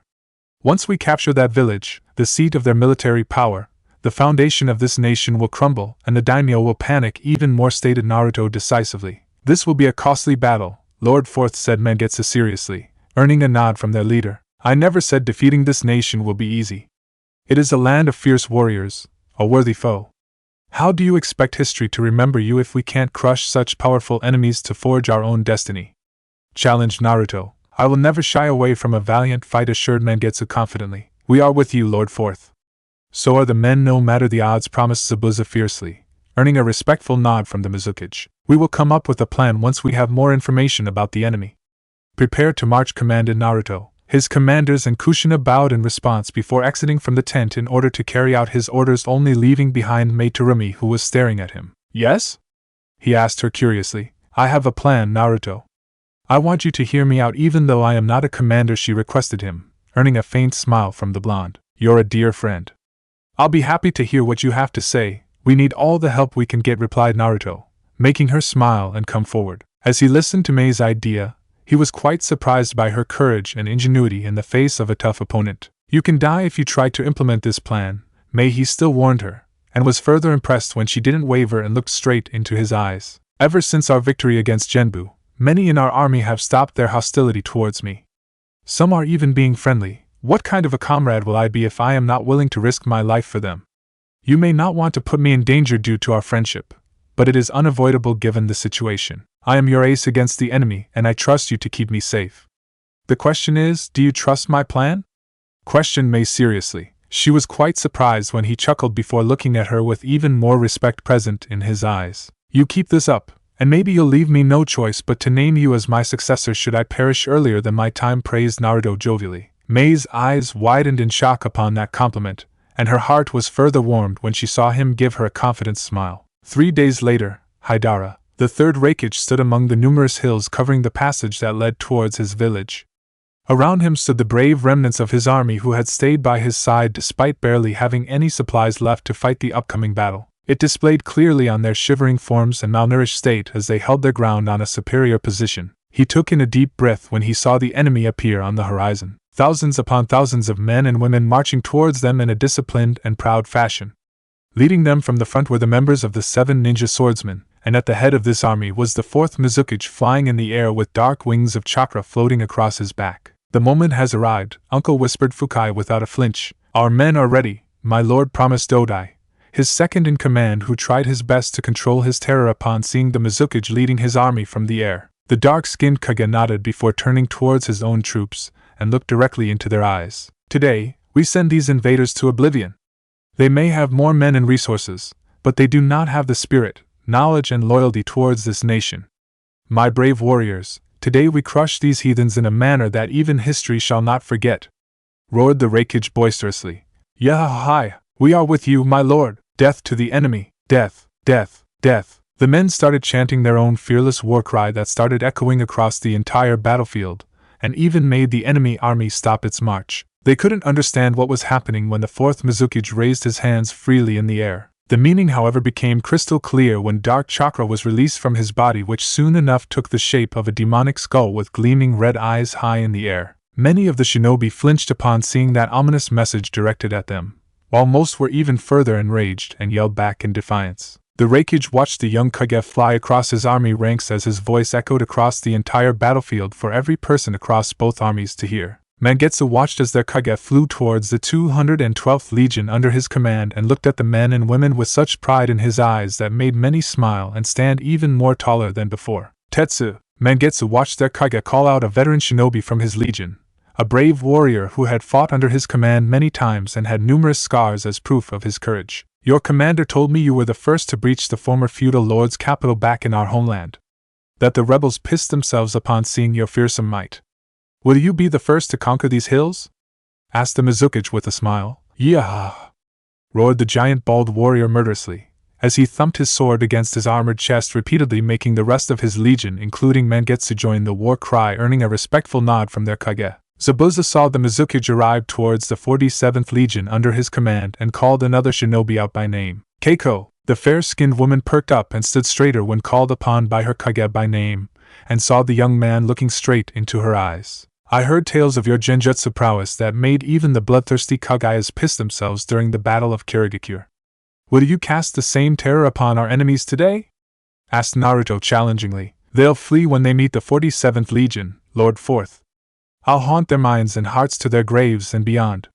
Promised the Kunoichi loudly. Her bold answer made her legion as well as her commander Zabuza to yell out fiercely in support of her promise, as the Mizukage thumped his fist over his chest marking his respect for their resolve. Kisame and Kushina had been leading the shock troops and special forces units of Kirigakure made up of Umbu, hunter ninjas and the 501st currently concealed among their ranks. They watched the Mizukage fly towards their flank next. Ken, one of the Umbu Black Ops, offered a crisp salute swiftly when called upon personally by their Kage, an honor he didn't think he would receive along with the respect he saw in their leader's eyes. Your father was a brave Umbu like you. He died for our nation's future at Osaka. We fight for him today. Promised Naruto respectfully. The young Umbu was touched when the entire Special Forces Legion including Kisame and the other commanders offered him a firm salute along with the promise of avenging his father, and honoring the martyr's sacrifice, which made him lower his head in respect before giving a firm nod to his Kage with absolute determination burning in his eyes. The Mizukage turned towards the hills occupied by their enemies and pointed his hand towards them. I'll tell you what I see there right now. An army of slaves.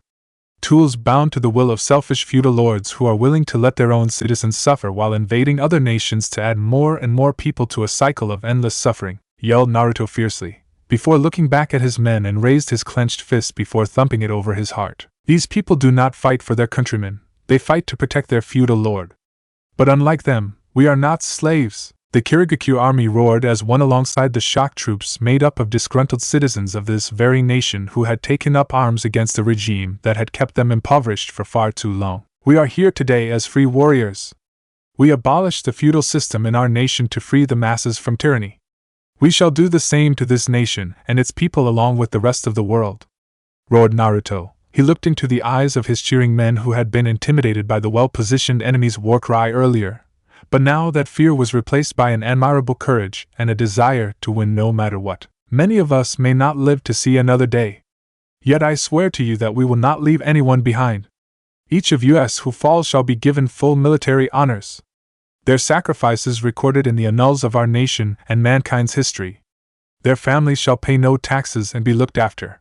That is the promise of Naruto Namikaze. The Kirigakure army was more than surprised upon hearing the promise of their Kage, one that none of their previous leaders or any other Kage in history had provided to their own men, including the enemy Kage facing them today. A smile came upon Naruto's face as he saw any remaining doubts or fears vanish from the hearts and eyes of his warriors when he wiped away the concerns none of them wanted to talk about openly. The fear of every warrior that ever lived. But apart from all of that, the most important thing that mattered to majority of fighters was the meaning behind their battles and sacrifice, and he gave them exactly that. When future generations ask you as to why you fought so bravely at Haidara, you will answer that you fought for the freedom of mankind from the feudal system that has kept shinobi, warriors and the common populace under servitude for centuries. You will answer that you fought for humanity. You will answer that you fought for the Imperium of Man. The fearless war cries of 15,000 warriors echoed across the entire battlefield as the Kirigakure army roared as one once again, far and wide for every hill, rock and human across the entire area to hear their resolve. Eternal glory awaits us all. Come, my warriors!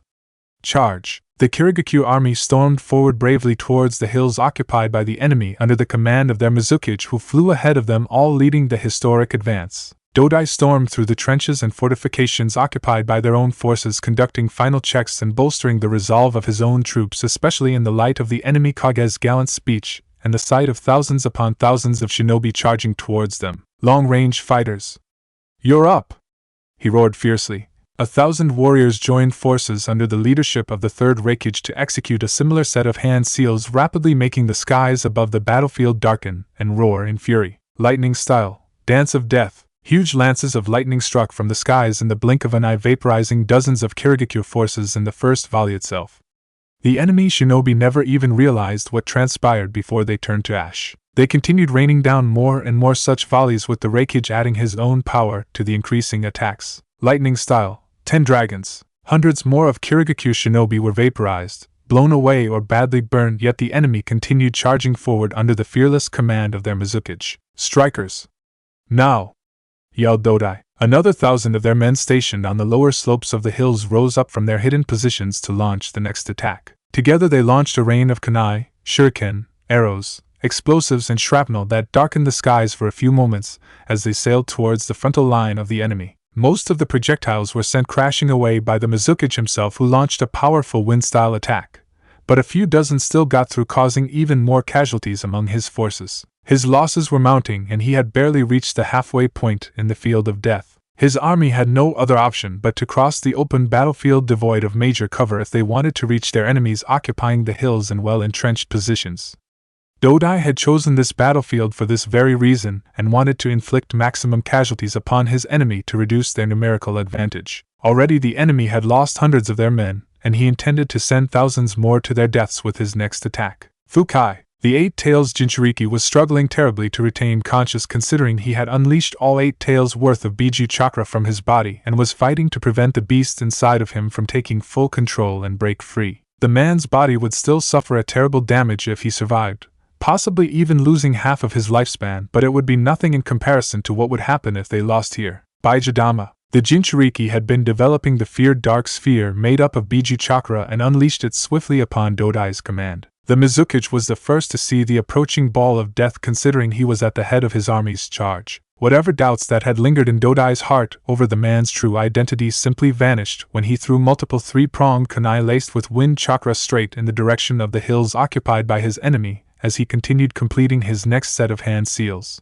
Dodai wouldn't be falling for the same tricks twice. Barriers up, he ordered swiftly. The Reikage again led the men in this defensive action and erected a large defensive barrier across their entire sector just in time as the kunai launched by the Mizukage reached their position, and not a moment later the very-tailed beast bomb launched by their Jinchuriki was instead teleported right back at them. The resulting explosion forced every one of them to hold their ground desperately, as the Reikage maintained the barrier with a fearsome roar, preventing a single casualty from happening among their ranks. Fukai had already launched several more tailed beast bombs all at once, making it that much more difficult for the Mizukage to defend his forces. The Kirigakure army's charge was brought to an instant halt as they were forced to create a familiar barrier which Dodai had watched the Spartans use years ago, even as the Mizukage used his entire might to defend his forces against multiple tailed beast bombs. Keep this up. We need to weaken him and his forces before they reach us. Before their men could further bolster their offensive in order to carry out Dodai's orders, he felt a massive chakra signature and looked towards the sky only to realize a grave threat. Mei had barely managed to make herself learn the functioning of the winged device in the past few days. If that hadn't been enough, she had also been forced to learn the silent masking technique taught by Zabuza that allowed her to minimize her presence to enemy sensors by reducing her chakra presence. If the enemy sees we are only launching a ground attack and suffering losses, they will employ their entire might towards us. Even so, you need to be several thousand feet in the air to avoid detection from the Reikage and his sensors. Once they are fully focused upon us, that is when you strike, Zabuza had told her. Without your intervention, nearly half our army will be dead or injured by the time we cross this field of death and reach the enemy's positions on the hills. The more I am forced to defend our troops against powerful attacks, the less strength I will have left to face the Reikage in a death match. Make no mistake, he wants me dead. If I fall, Naruto had whispered worriedly. She knew their forces would either break completely or lose cohesion if their Mizukage was killed or gravely injured. But unless he lead the charge in person, the enemy would inflict even more losses upon his forces and break their morale before they even reach those hills. Mei touched the 3-pronged kunai in her pouch once as she heard the sonic boom of a tailed beast bomb down upon the ground. It was followed by several more. Launch a devastating strike upon the enemy when you have the element of surprise.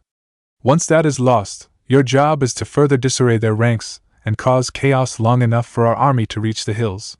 Make no mistake, you'll be all alone in those hills until I or the reinforcements manage to reach you. I'll try to teleport myself to you once you launch your attack, but if there are anti-teleportation seals in that area. She hadn't backed down even when her Kage had warned her of the risk, as anything less would mean the defeat of her nation and the death of her friends. It was victory or death. With that determination burning in her heart, she descended down from the skies with the help of her gear and felt the tailed beast channel vast amounts of its chakra into her body. You have become a brave woman, Mei Terumi whispered the 6 tails, and chuckled upon feeling the surprise within the young woman at that compliment. A faint smile arrived upon her lips, followed by an icy stare, as she cleared the clouds with a tailed beast bomb prepared by the 6 tails swirling across her back. Her gaze caught sight of the location where there was maximum concentration of the enemy forces, and she prepared to send the massive energy bomb straight at them. That was her intention until a murderous dark-skinned man appeared right in front of her in a lightning flash. She couldn't even scream when the Raikage's lightning fist tore through her upper chest and only missed her heart by a few inches as she had moved herself if only a little. Darkness crept across her vision, and she felt the man preparing for a second strike to finish her off. Lava release. Lava bullets. She barely registered his surprise as he teleported away in order to avoid the lava projectiles aimed straight at his head, but in doing so gave her the brief opening she had needed desperately. By Jadama! The Raikage roared in apocalyptic fury as he charged down in order to stop the attack, but it detonated in mid-air instead of exploding after reaching the ground. He teleported away, but hundreds of his troops were not so lucky as they were vaporized instantly. Hundreds more were thrown off the hills by the resulting shockwave, including their lone Jinchuriki. Mei crashed upon the ground harshly moments later, already feeling dangerous amount of blood seeping from her wound. Her wavering vision settled upon the fledgling barrier that the remaining enemy forces were struggling to maintain. The only thing left in the way of her forces from charging over these hills. Before she could act further upon her plan, the furious Raikage teleported right in front of her as his umbu surrounded her on all sides. "You'll die for what you did!" he threatened her mercilessly. The umbus leapt at her with their swords ready to cleave her to pieces, but they were mistaken in assuming that she would go down so easily. Boil release. Skilled mist technique. She unleashed vast amount of mist from her mouth swiftly, and to the umbu's horror their bodies started to melt away instantly even before their painful screams could escape from their lips. The Raikage had been swift enough to again dodge the radius of her attack and gain safe distance, unlike his unfortunate men. He was even more surprised when the mortally wounded enemy Jinchuriki charged at him with her acidic mist swirling all around her. Any unfortunate soul that got in her way simply melted away, but he didn't act that way and maintained his distance. Mei had been prepared exactly for such a scenario when she had volunteered herself for this suicide mission. The acidic mist was the only thing protecting her from getting swarmed by hundreds of Kumogakure shinobi and the Raikage himself, but it was only delaying the inevitable. Once she couldn't uphold her jutsu, she was as good as dead. Dark lightning cackled from the Raikage's right arm until it gained the form of twin thunder spears that the dark-skinned man now aimed straight at her. Long-range attacks, smart. You need to act quickly, Mei warned the Six Tails. She saw the other enemy ninjas following their Kage's lead and started preparing their own lightning-based attacks.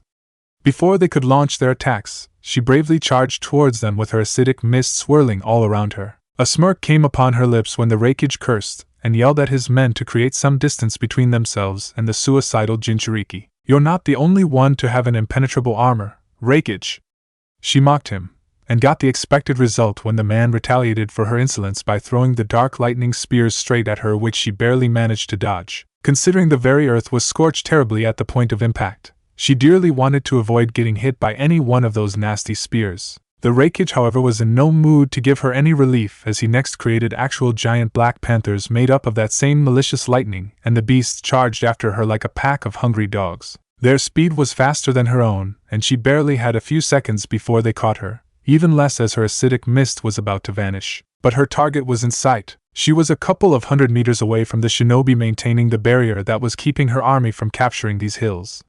Jumping in the air, she grabbed a couple of explosive tags from her pouch and sent them flying straight towards the barrier. The Kumogakure ninjas laughed when the barrier easily withstood a couple of minor explosions, but blanched when from that smoke more and more explosive tags were continuously summoned, and now started raining all around them, shredding them to pieces and in turn making the barrier collapse quickly. The Uzumaki are truly something else.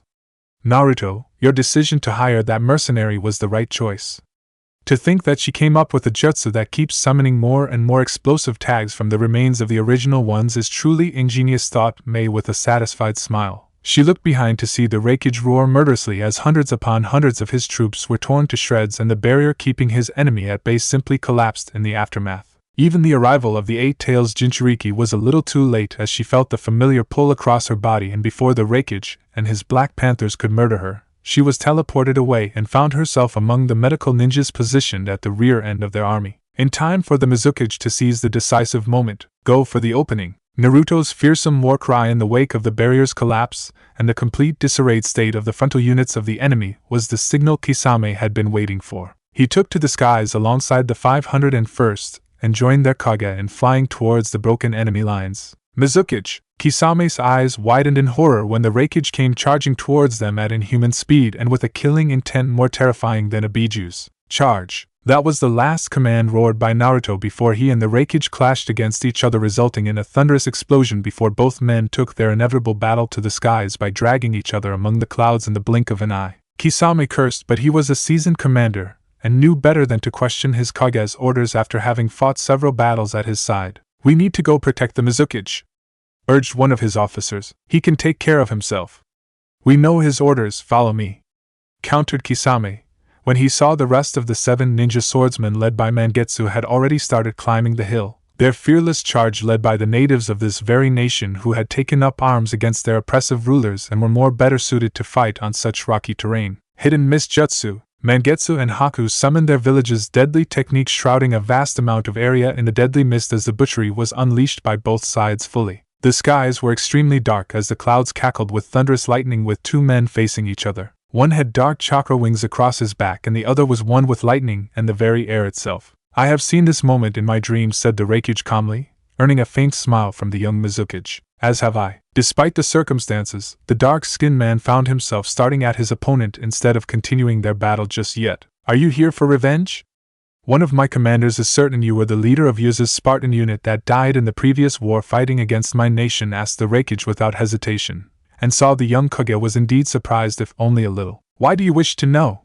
questioned the blonde. "I want to know who I am fighting, that is all." The simple yet honest statement was enough to satisfy the Mizukage as he nodded to his enemy's question. "I was that shinobi once, and you are right, I am here to get justice for what happened with my Spartans. However, I didn't start this war with your nation on that alone," admitted Naruto. "You struck at Osaka first," pointed the Reikage, "at the behest of the Second Mizukage's command." "But yes, this fight has always been personal for me as well," confirmed Naruto without any guilt or hesitation. "Then there isn't anything that can make you stop this conflict," deduced the Reikage with an understanding nod. "There isn't. But rest assured, I do not bore any ill will towards the general population of this nation. At one point I did hate them for the crimes of your shinobi, and my past actions were those of a man consumed by vengeance. But now I am seeking something more than just revenge," said Naruto seriously. "Oh? And what grand dream is that?" asked the Reikage curiously. "Imperium of Man." The Reikage's eyes widened in surprise as he saw the man before him in a new light, and it only made him chuckle. "The pinnacle of human civilization. I wish to create a world where our race is not divided by nations or different feudal nobility. A united world that shall put an end to the senseless wars we are fighting even now. An empire of hearts and minds where all are one," confessed Naruto with determination ever present in his eyes. "You're a dreamer. A fool who thinks he can conquer the world. If humanity wanted to unite, it would have done so long ago," mocked the Reikage. "Maybe. Or it never got its chance to unite," countered Naruto calmly despite the insulting tone of his rival. "You remind me of Hashirama Senju, although you are a far better military commander than him. He also talked of such unity that can never exist in reality.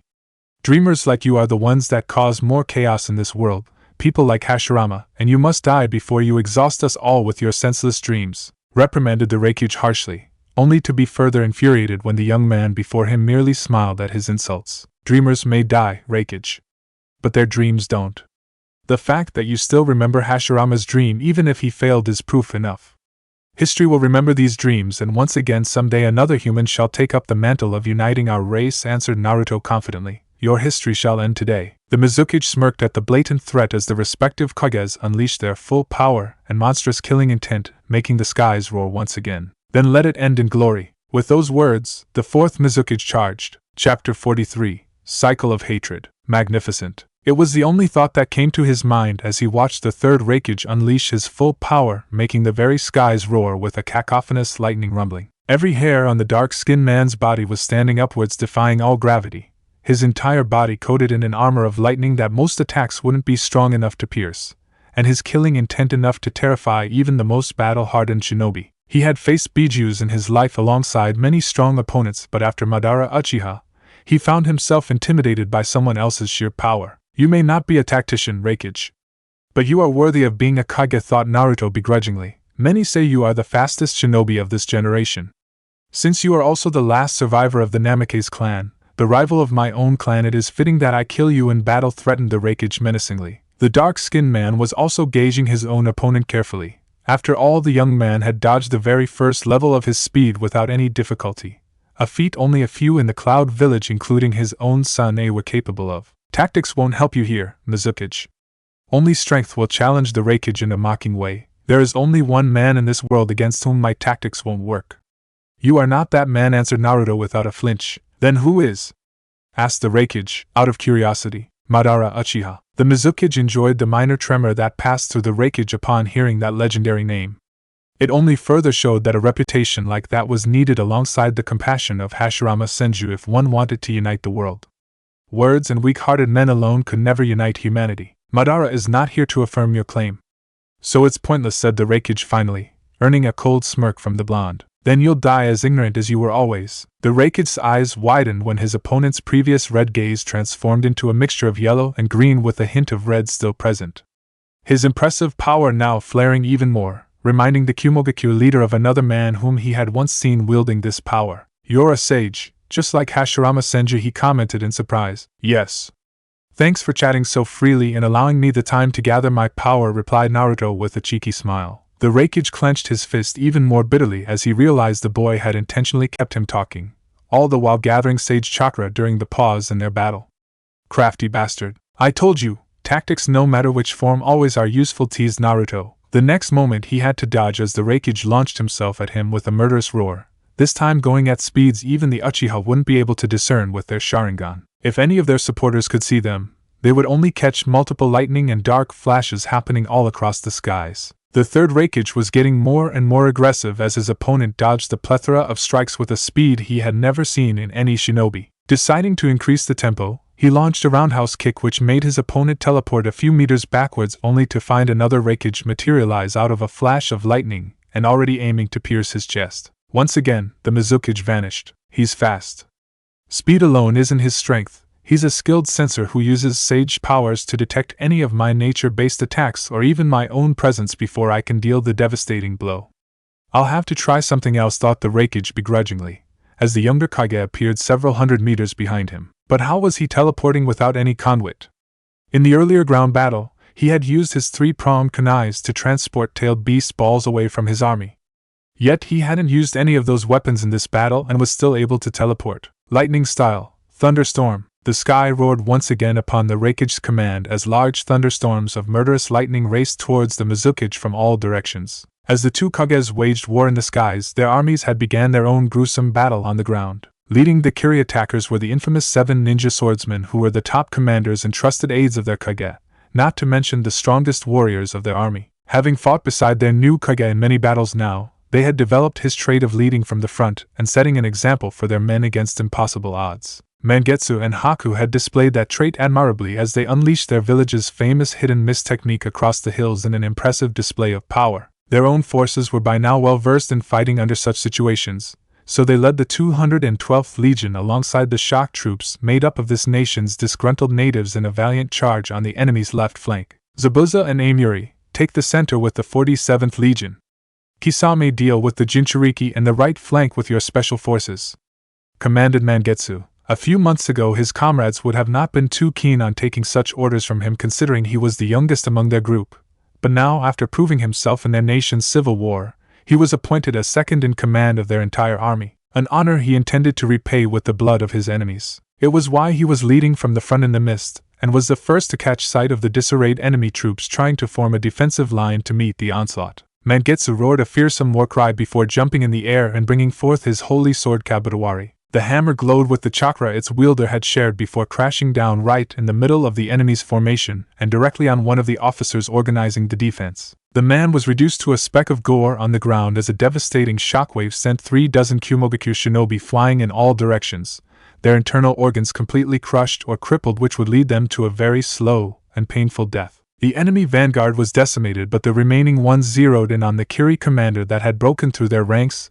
and dozens launched themselves at him. A hail of ice needles rained from the skies to skewer every one of them without mercy, to the point that not a single enemy shinobi managed to reach anywhere near Mangetsu as Haku joined the melee. He grinned when his oldest friend unleashed her own holy sword Nuabari towards the remaining enemy that had not yet perished in their attacks. The needle-like sword cleaved through them one after another, before Haku smirked and unleashed the dead or wounded shinobi right towards the enemy reinforcements coming to the aid of their dying comrades. The tactical course of action would have been to ignore or cut down their defeated comrades, but it wasn't as easy, and many ended up trying to catch the dropping wounded or dead out of sheer reflex. A minor delay that costed them dearly, for the two 7 ninja swordsmen were out for blood and joined forces together. Water style, water bullets, ice release, 1,000 needles. By the time the 212th Legion and the native shock forces climbed up the hill, the enemy's frontal lines were completely decimated and their two commanders were driving the remaining defenders back fiercely in a deadly dance of death.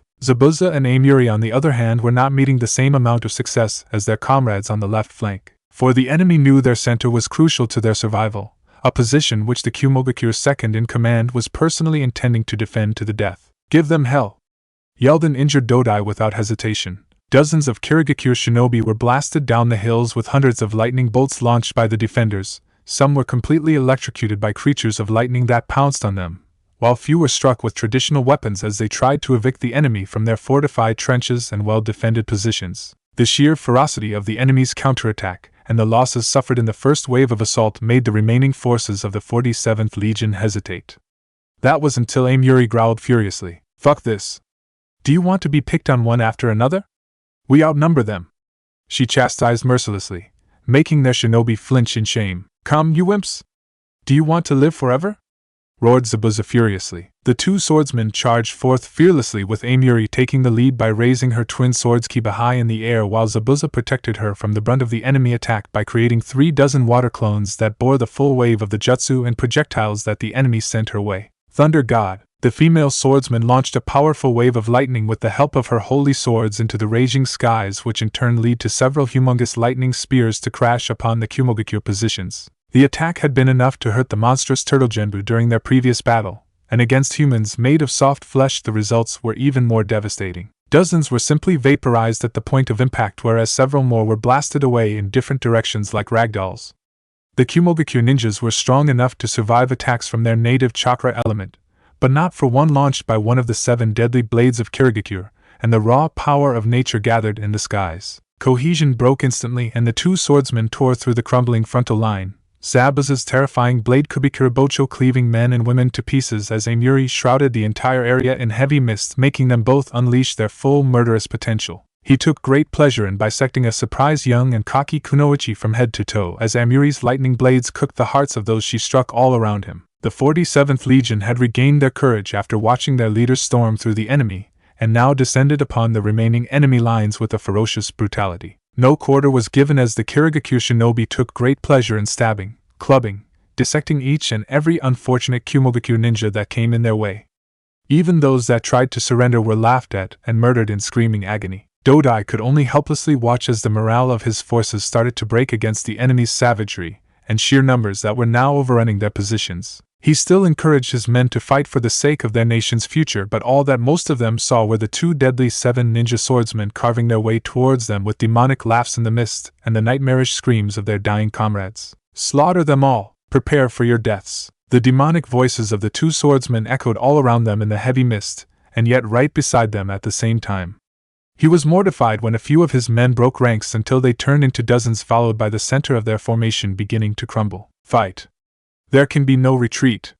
he yelled at his men. Only a few listened to his desperate call, veteran shinobi and few idealistic young ones, but the rest were terrified of the impending death coming towards them from all directions in the form of 2 murderous swordsmen and thousands of savage Kirigakure shinobi who were finally allowed to unleash their brutality in full force. He launched a flare high in the sky in order to call for any reinforcements from either of his flanks, but doubted they could send him aid in time, if any at all.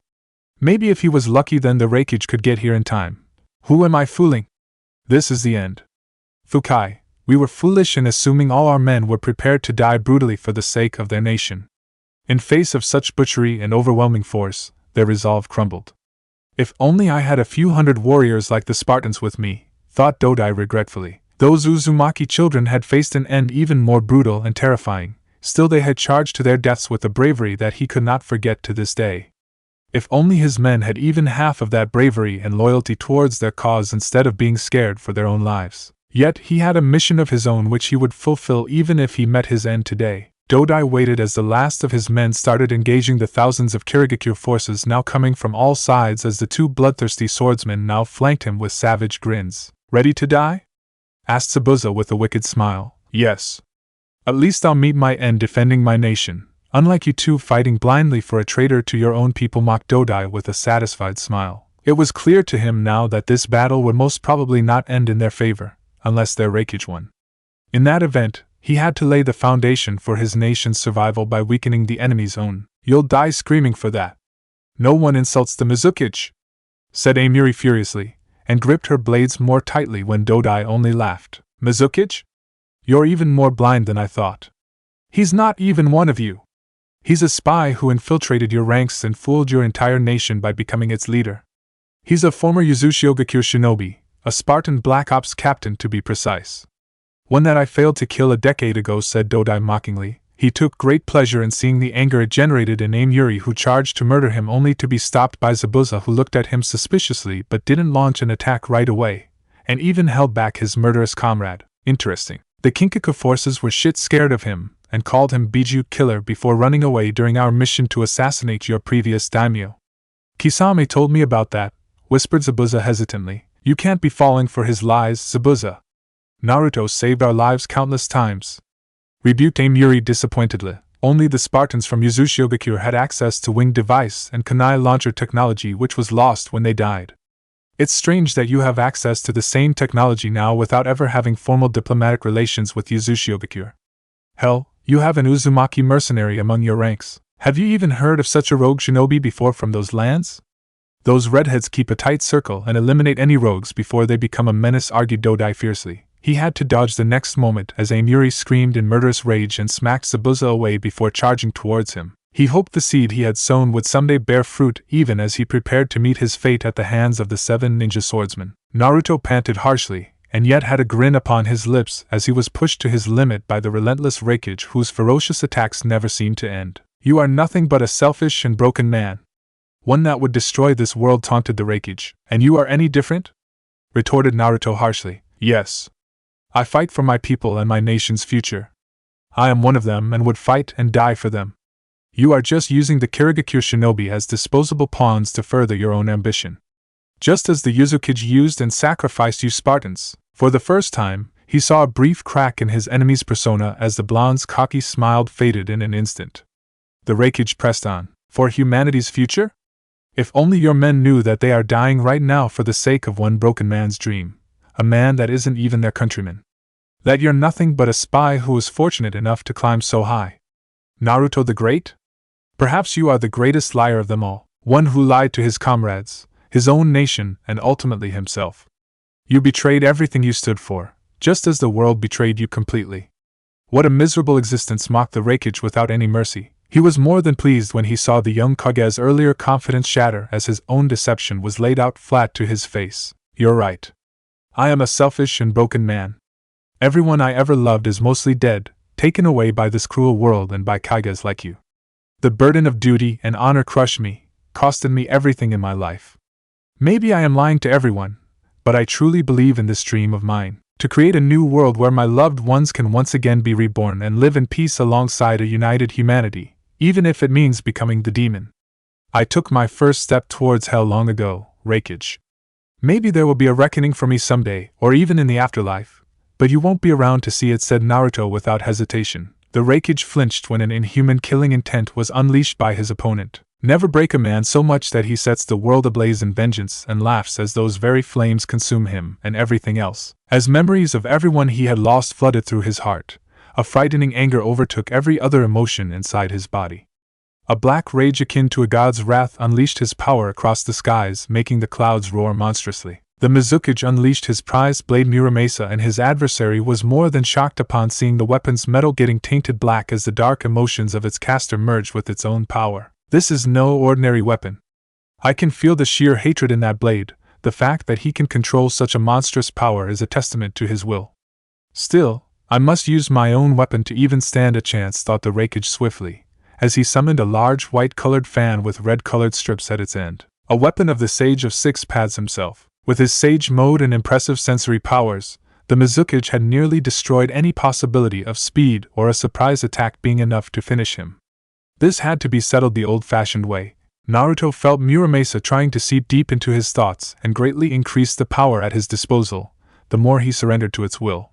The monstrous weapon made him remember everyone he had lost, which in turn increased his hatred and thereby spreading its grip over the young Kage's conscious. Lightning style, laser circus. The Reikage launched hundreds of bolts of black lightning from the legendary weapon of the Sage of Six Paths himself. In response, his enemy flexed his own demonic blade, making a wall of darkness materialize between himself and the incoming attacks. The wall comfortably absorbed each and every one of the lightning attacks, even as its caster used the Reikage's momentary surprise to teleport right in front of the man to launch a vertical slash. Bashozen, the legendary tool of the Sage of Six Paths himself, a prized weapon of their village that only the Reikages and the Kinkaku brothers had been able to wield till now due to the large amount of chakra it consumed to give its wielder mastery over all types of chakra nature. Many had even died trying to use this weapon.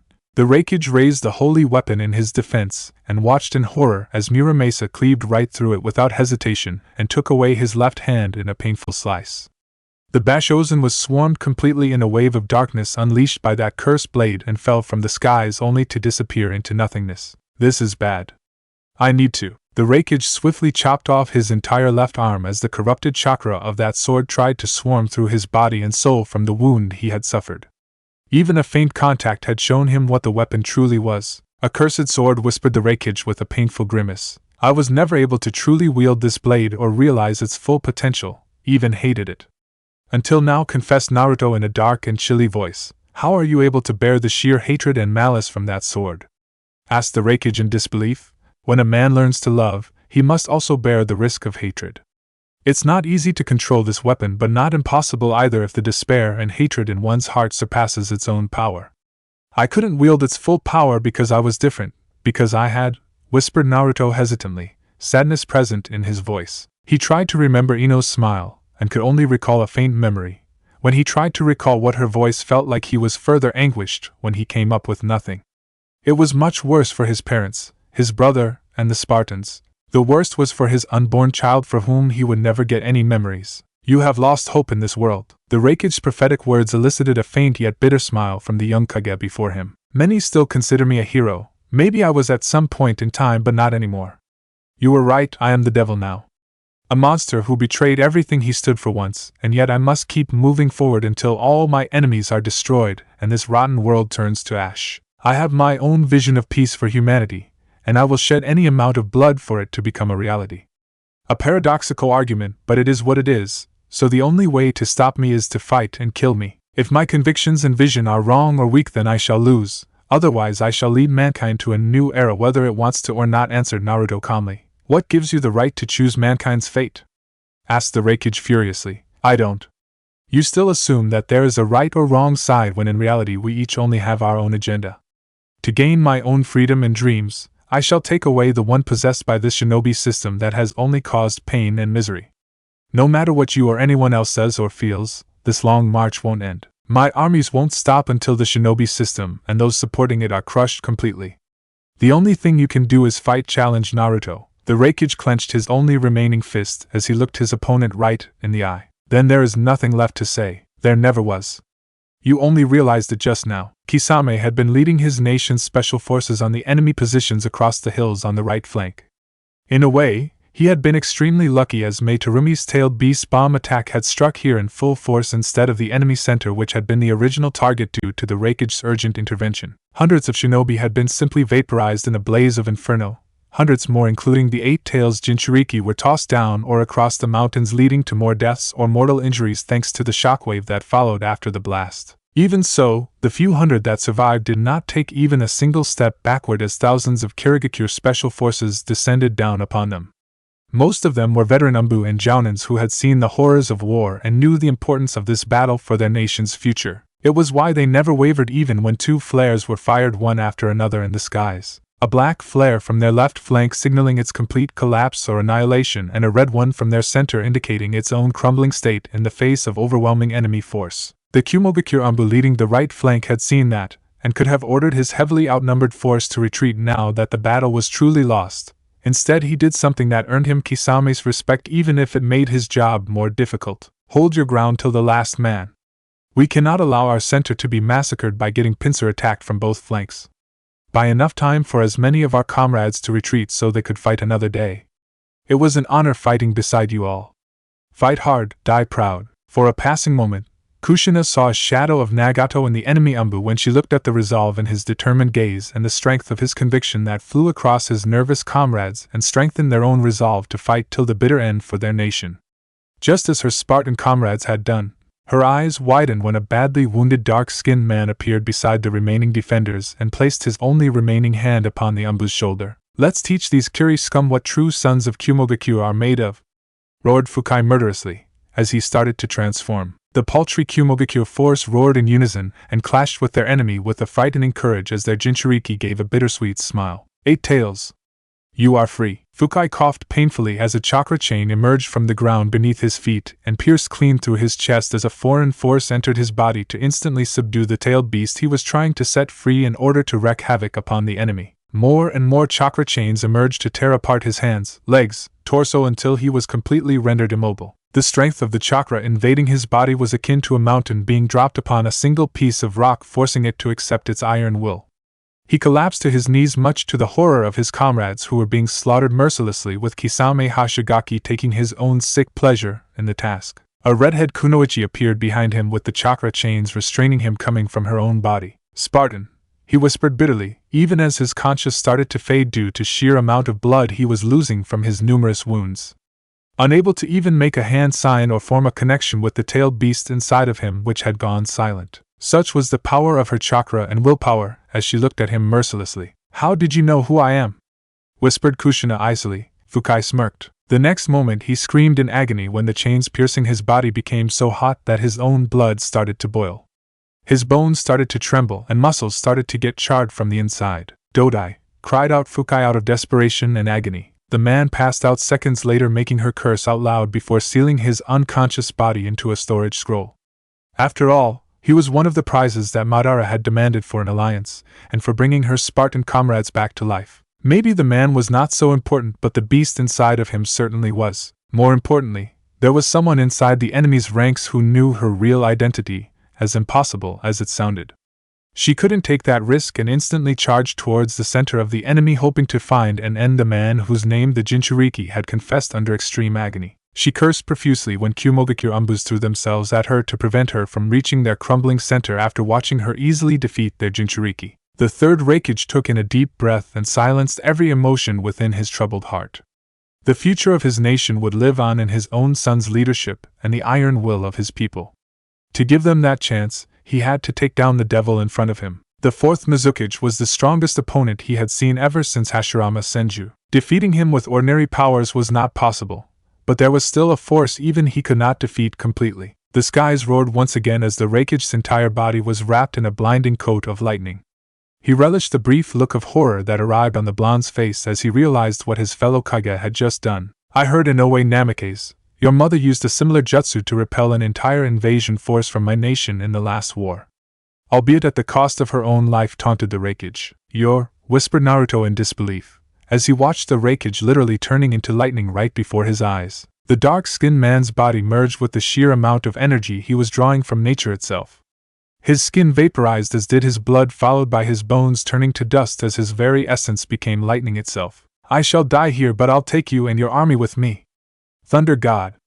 roared the Reikage one last time. Naruto's eyes widened in shock when the very sky released a wave of lightning energy that spanned the entire land and was descending rapidly not only towards him but towards his army on the ground. The sheer scale and the power within that attack would vaporize every living thing if it reached the ground, which was exactly what the Reikage wanted in order to save his nation. He swiftly raised Muramasa high in the air and used it as a conduit to unleash his own counterattack. Lightning release. Raging waves. The cursed sword channeled its own dark powers with the lightning jutsu released by its caster to make the entire attack become pitch black. The clouds burst apart from the sheer clash of the opposing lightning attacks, a wave of blue and dark chakra colliding viciously with each other. Naruto was sure he had lost his hearing temporarily, at least from the sheer noise that followed in the aftermath, as the clouds were simply vaporized away before they could drown the lands in a torrential rain the likes of which this nation would have never seen before. To his disbelief and horror, his counterattack crumbled against the sheer force of nature that the Reikage had become. The man's wrath and sheer hatred present in every crack of lightning. "Conquer your fear, and one day you'll seize the world." The words of his instructors from his Spartan training came back in his heart, a conviction that had helped them become the finest warriors of their generation. He imagined his brother must have felt a similar fear when he had charged towards his death, and yet Nagato had not wavered for a second. The deceased Spartan's chakra came swirling instinctively all around him for his protection as the Reikage's lightning monstrosity destroyed the Mizukage's counterattack and struck him mercilessly. Naruto had raised his left hand to absorb the sheer magnitude of raging nature chakra that came crashing down upon him. He could have used teleportation to dodge, but it would have resulted in the very same attack crashing to the ground and destroying his army. As such, he was forced to use his ability that originally got him selected for the Spartan program, chakra absorption. A silent scream escaped from his lips as he tried to absorb the humongous attack raining down upon him.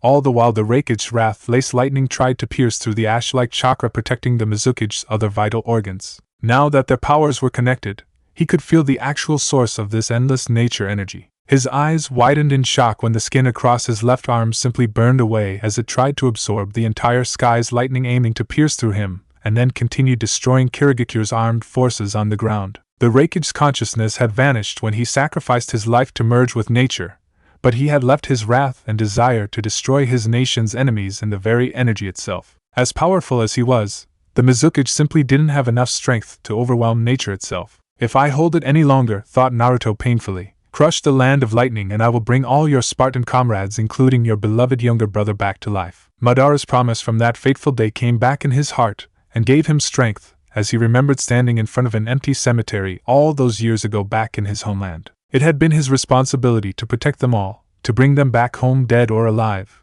and never leave anyone behind. He had miserably failed in that sacred duty, and it was time to correct that failure. He clenched Muramasa tightly in his right hand before thumping it once over his chest in a salute that was dear to him. For you, we give our heart. His pained whisper would never be heard or seen, even as he sensed the source of the enemy's energy through their shared connection due to the fierce clash. He raised Muramasa with his right hand, the cursed sword's frightening power flaring fully as its wielder accepted his fate, and the dark emotions within his heart merged with its own power once again. Charge! He could hear Nagato's voice from his final attack in his mind as he flew higher in the sky, all the while holding the sheer lightning energy of the sky with his left hand that was now burning away his entire arm right before his eyes. But he could not stop.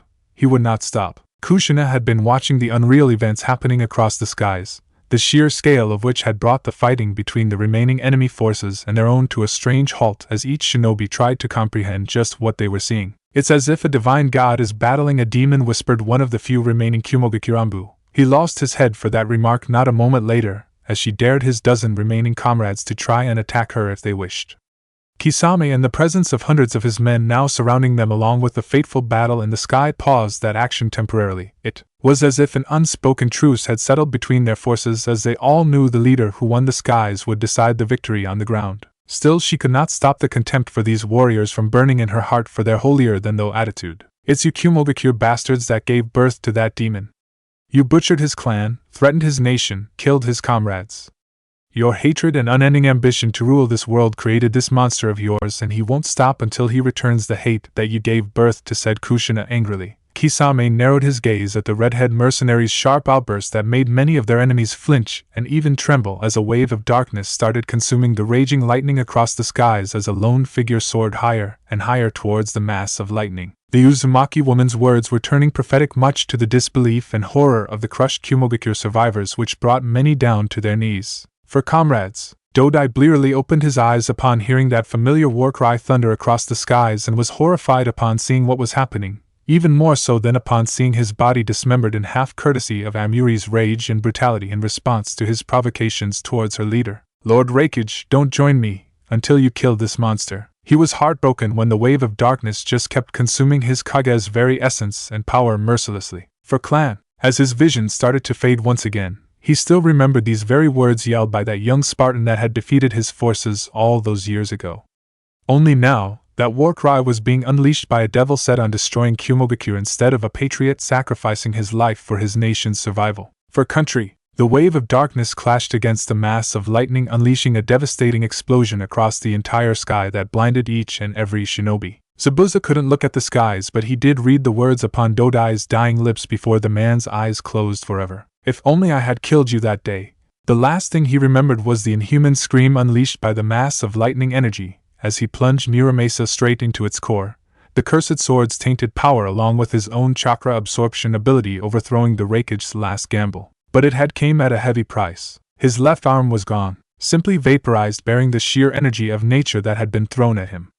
His torso covered in scorch marks that were bleeding profusely if not scarring him forever. What worried him the most was that he was only able to see from his right eye as his whole face was dripping with blood as he barely managed to descend from the skies and looked at the remaining enemies, most of whom had lost the will to fight and were looking at him in horror. His own men seemed shocked, many even seemed fearful, and many mortified beyond belief. Your Reikage is dead. His ice-cold gaze looked at the remaining enemies and saw the sheer hatred in their eyes for him as he confirmed what they had already seen. Seeing them still clutching their weapons despite knowing they were completely finished was a feeling he had experienced himself at the hands of this nation. If they have stood their ground instead of running away like their comrades, despite knowing they were doomed, he thought with a begrudging respect, there was only one way to honor that courage while making them experience the same pain that his comrades had felt at the hands of this nation. His gaze met with Kushina, who looked horrified at his state, but was also the only who would understand his next order more than anyone else on this battlefield. Kill them all. Chapter 44. Reach into his heart. 2 decades ago, it was late in evening when Inoue Namikaze found herself searching for her eldest son. For someone so young, he was getting quite better at hiding his presence from her with every passing day. A brief but significant testament of his potential, something which the Mizukage and the other higher-ups had witnessed much to her worries. They wanted to utilize that potential, but she feared the kind of life she would condemn her son to if she agreed to their demands so soon. It was a choice which she wanted him to have a say in. A brief yet sad smile arrived upon her lips when she caught him walking through the field of heroes. It was a unique place within Yuzushiogakure, one that didn't exist yet among the rest of the world. Some called it extravagance, some waste of resources, but in her opinion the giant statues of their village's heroes served as an inspiration to the next generation like her son. Although she never wished for him to get a place in this field, for every one of the warriors present here had earned their spot posthumously during the founding of their village or the never-ending defense of their homeland in the conflicts that followed after. Minato, I was searching for father's statue, mother, he stated honestly, and caught her brief wince. He's not here, is he? Inoue briefly regretted his sharp intelligence for catching her discomfort so easily, unlike her younger son Nagato, who had inherited his father Yahiko's clueless nature sometimes. Minato took after her and his biological father Tobirama, yet was more closer to his stepfather Yahiko, who loved him like his own. Only the extraordinary can earn a place here, son. Your father died heroically by sacrificing his life to defend his comrades, but it was also his duty to do so. The first Mizukage son, Haruto, led a small group of men and held off 2 naval fleets sent by the newly founded Kumogakure and Kirigakure. He destroyed those forces and bought enough time for the Uzumaki clan to reach these islands and fortify their new home, albeit at the cost of his life, she explained patiently, while pointing her hand in the direction of the said young man's statue. Then I'll do something extraordinary on my own someday to get father a place here so everyone can remember him forever, assured Minato with determination. A lone tear appeared in Inoue's eyes as she hugged her child, but also decided to let him know the reality. Only truly extraordinary but dead heroes can get a place here, Minato. I don't want you doing anything reckless to get anyone here, she warned him. We are at war with Kumogakure, mother. Father died protecting us from those people. One day I'll crush them once and for all to avenge him. If I defeat our sworn enemy, then the Mizukage will have to give me some reward. Then I'll ask him to give father a place here for my achievement, he promised her resolutely. Minato, don't worry, mother. Someday I'll destroy the enemy that killed our clan, threatens our home and took father away from us. I don't know how, but I'll find a way. Present day, Kumogakure. For the first time in his entire life, he laid eyes upon the source of his life's misery and hardships. It was a daunting sight as the place was literally built among rocky mountains going as far as touching the clouds that roamed across the highest peaks of the village. Many nights he had dreamed about someday arriving at this place to avenge what it took from him. I am about to honor our promise, mother, he thought nostalgically. I never thought this day would come, whispered Kushina with tears in her eyes. He looked at his oldest friend and understood her feelings perfectly, as she had spent the last decade of her life working towards the achievement of this moment. We always talked about crushing Kumogakure, but for all our Spartan power, not once could we come even near this bastion, much less cause any harm. If only our comrades could see this now, said Kushina with content and sadness present in her voice at the same time. I'll give them a gift much better than this one. A new world which we had always dreamed of creating, but they died before it could be achieved, and trusting us to see it through for them, promised Naruto. It will be very costly to capture, warned Kushina, pointing at the massive territorial disadvantage they were currently in. Their victory at Haidara didn't come without cost. Granted, the third Reikage was killed along with his entire army, including those that tried to flee when the battle was lost, for the 501st under Kisame were in no mood for mercy and hunted them down to the last man by raining death from the skies. It was a massacre that shook the very foundations of this nation. Their invincible leader perished alongside 15,000 of their finest shinobi, resulting in the fall of the entire northern front to Kirigakure forces. The news broke the token garrisons desperately trying to hold the eastern flank, consisting of their valuable towns and cities, which were soon occupied by the Kirigakure navy with the help of the 99th Legion led by their Umbu commander, and Jinpachi of the 7 ninja swordsmen. More than half of the Land of Lightning had fallen, including their feudal lord's capital, when the 10,000-strong army guarding it saw more sense in preserving their sacred city and its citizens instead of letting it turn to ashes only to protect a young leader who had failed to protect his own nation and did not even have the courage to face the enemy that was invading them.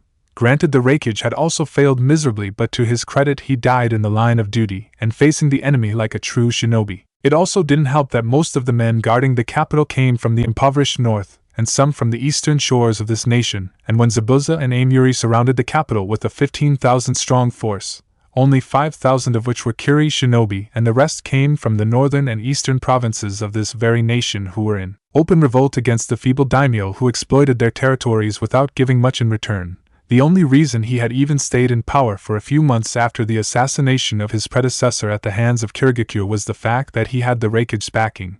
Now with the Kumo leader killed, there was no one protecting him. The 10,000 men guarding the capital were reluctant to kill their own brethren for such a leader, and saw no chance of surviving when the 501st flew right over their heads, making it clear that siege was not an option, and they would be stormed sooner or later. Kirigakure's forces soon occupied the capital, and 3 of the 7 ninja swordsmen were holding it at the moment, sending only the 501st back to their main army upon their Kage's orders for the final push towards Kumogakure. Not everything had gone in Kirigakure's favor, though. They had invaded this nation with a 16,000-strong army in the north as well as east, and a diversionary force of 7,000 led by General Abe, Yagura, and the defeated forces of their civil war in the south, who were the only ones holding back the Reikage's Sun-A. The Kinkaku Black Ops and Kumo's last standing army of 10,000 men from aiding the now deceased Third Reikage. From their main army under their Kage's command, Kirigakure had lost nearly 4,000 fighters out of 16,000, with most perishing at Haidara and the others in prior or subsequent skirmishes. Even their Mizukage had lost his left arm to achieve these victories, a prize which many shinobi considered to be their great failure. Their situation in the south was even more disturbing. General Abe was a fine commander and had the full support of the Kagaya and Hagoromo clans alongside other forces who were determined to hold the line and survive in order to receive the full pardon and reclaim their place back in their society as per the 4th Mizukage's promise. They even had the Three Tails Jinchuriki in their support. However, they were outnumbered and faced a relentless and disciplined enemy in the form of the deceased Reikage's son, the Kinkaku Black Ops, and 10,000-strong warriors who became even more desperate to march back towards their village when they heard of their Reikage's death. Out of the 7,000 Kiri forces in the south, General Abe was barely left with less than 2,000. Their desperate attempt to hold the enemy from going back to Kumogakure's defense had caused massive casualties, with Lady Reika Kage herself perishing in combat, rendering her clan leaderless for the moment. Kirigakure's southern army was as good as finished and was barely managing to hold the territories they had captured. Yet they had caused losses of more than 50% to A's force, leaving him with barely any chance of saving his nation unless he received reinforcements from his allies Iwa and Suna, which seemed highly unlikely. Still, word was he was marching back towards his village to make his final stand. It was why Naruto had charged towards Kumogakure with 3,000 of his veteran forces in full speed. Granted, it was far from enough to take this village, well protected within high mountains, but it was all he could muster, now that his forces were spread across this vast nation to hold entire territories. He needed more men if he was to continue his campaign, a problem he would have to look into sooner or later. He was brought out of his thoughts when he felt a slight pang in his missing arm, which made him clench his only remaining fist, an act which Kushina didn't fail to notice. "It still hurts, doesn't it?" she asked sadly. "Not as much as when I lost it. I am trying to recreate my lost arm with the help of Sage Art mitotic regeneration, but the damage is too extensive. It will take me months if not longer to grow it back, if I can at all," he whispered hesitantly. "I am so sorry," whispered Kushina, but he shook his head. "It's a price for my sins. With each victory, the mountain of corpses I stand upon grows taller. I owe it to everyone who has died, ally or enemy alike, to succeed and give their sacrifice meaning. Compared to what they have lost, mine is insignificant, answered Naruto honestly. Before Kushina could reply, she saw Mangetsu and Haku walking towards them from the corner of her eyes. The two swordsmen saluted their Kage, who gave a brief nod in return. It's a fortress, Lord Fourth. They have less men than us, mostly young genin and chunin, but they are well positioned. I could also sense the two-tails Jinchuriki's presence. She's a young girl, and I doubt she can control the beast's power fully. But even a small attack from her could wipe out our entire force, reported Mangetsu honestly. We'll need more forces if we are to capture this village. There is no other way, pointed Haku disappointedly. They were intrigued when they saw Mei walking towards them with a set of three-pronged kunai, their Mizukage's signature weapons apart from his cursed sword. Wordlessly, she handed those weapons to the two confused swordsmen, who looked back at their Kage. Launch a brief air raid with the help of the 501st who have joined us for this mission.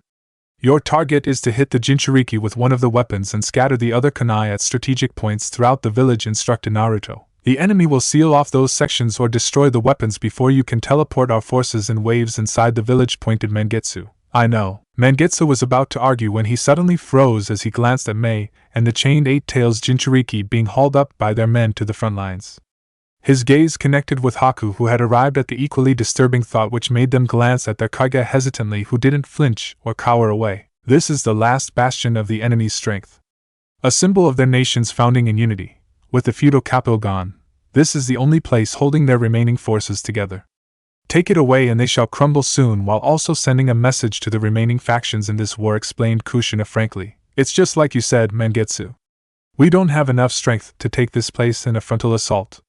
We need to get creative, said Naruto seriously. He explained his strategy to his comrades in detail, and except for Kushina, the rest were quite taken aback by the strange idea. If this works, we can occupy this village with minimal losses, suggested Mangetsu carefully. I think it's worth a shot. Your tactics and plans have never led us astray even once, Lord Fourth. Without your ideas, we would have never reached this far, said Haku confidently, earning a nod from Mangetsu and Mei as well. We'll make this work, Naruto promised Mei. He nodded respectfully, and watched as the swordsman and Terumi clan heiress went off to make their preparations, leaving him alone with Kushina, who looked at him curiously. We can simply destroy this village with tailed beast bombs now that we have two Jinchuriki in our ranks, suggested Kushina. No. Killing shinobi in war is one thing, but we will not kill non-combatants of this village in a merciless attack. We will not send any wrong message for the populace of this nation to openly turn against us and join A's ranks. Capturing it should be enough revenge, Kushina, he rebuked her. It's just hard for me to not have such thoughts after what they did to us, she apologized sincerely. The Imperium of Man that we wish to create shall include all of humanity, including our enemies. Defeating their military is enough. There is no need to massacre their civilians needlessly. We need to lead by example and face any difficult thrown at us. We owe it to the mountain of corpses and pain that shall take place in this journey. I know.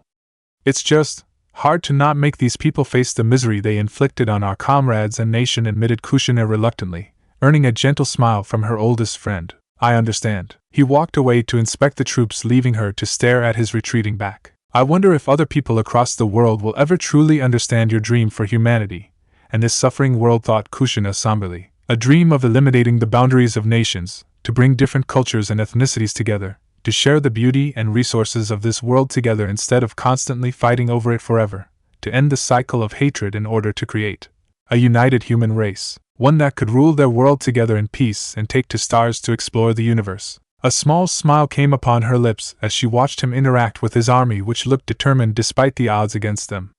There were smiles and cheers as he interacted with many of the troops whose respect for him had reached legendary levels after his personal sacrifice for their victory at Haidara. A Kage willing and capable to fight his own battles and win. Naruto the Great. More and more people across the world had now started to believe in his legend, which warmed her heart. She didn't know what the future held for him or for them all. And even if their dream of uniting the entire human race was to end in failure, then what a failure! It would still tower over other people's successes. Many would mock them perhaps, but there will be others who would share that dream and continue pursuing it to someday unite this world. She had to believe that she was fighting for that above everything else. Feudal capital. Amiri was not at all pleased by the congregation that had been called for abruptly, and in secret by Zabuza.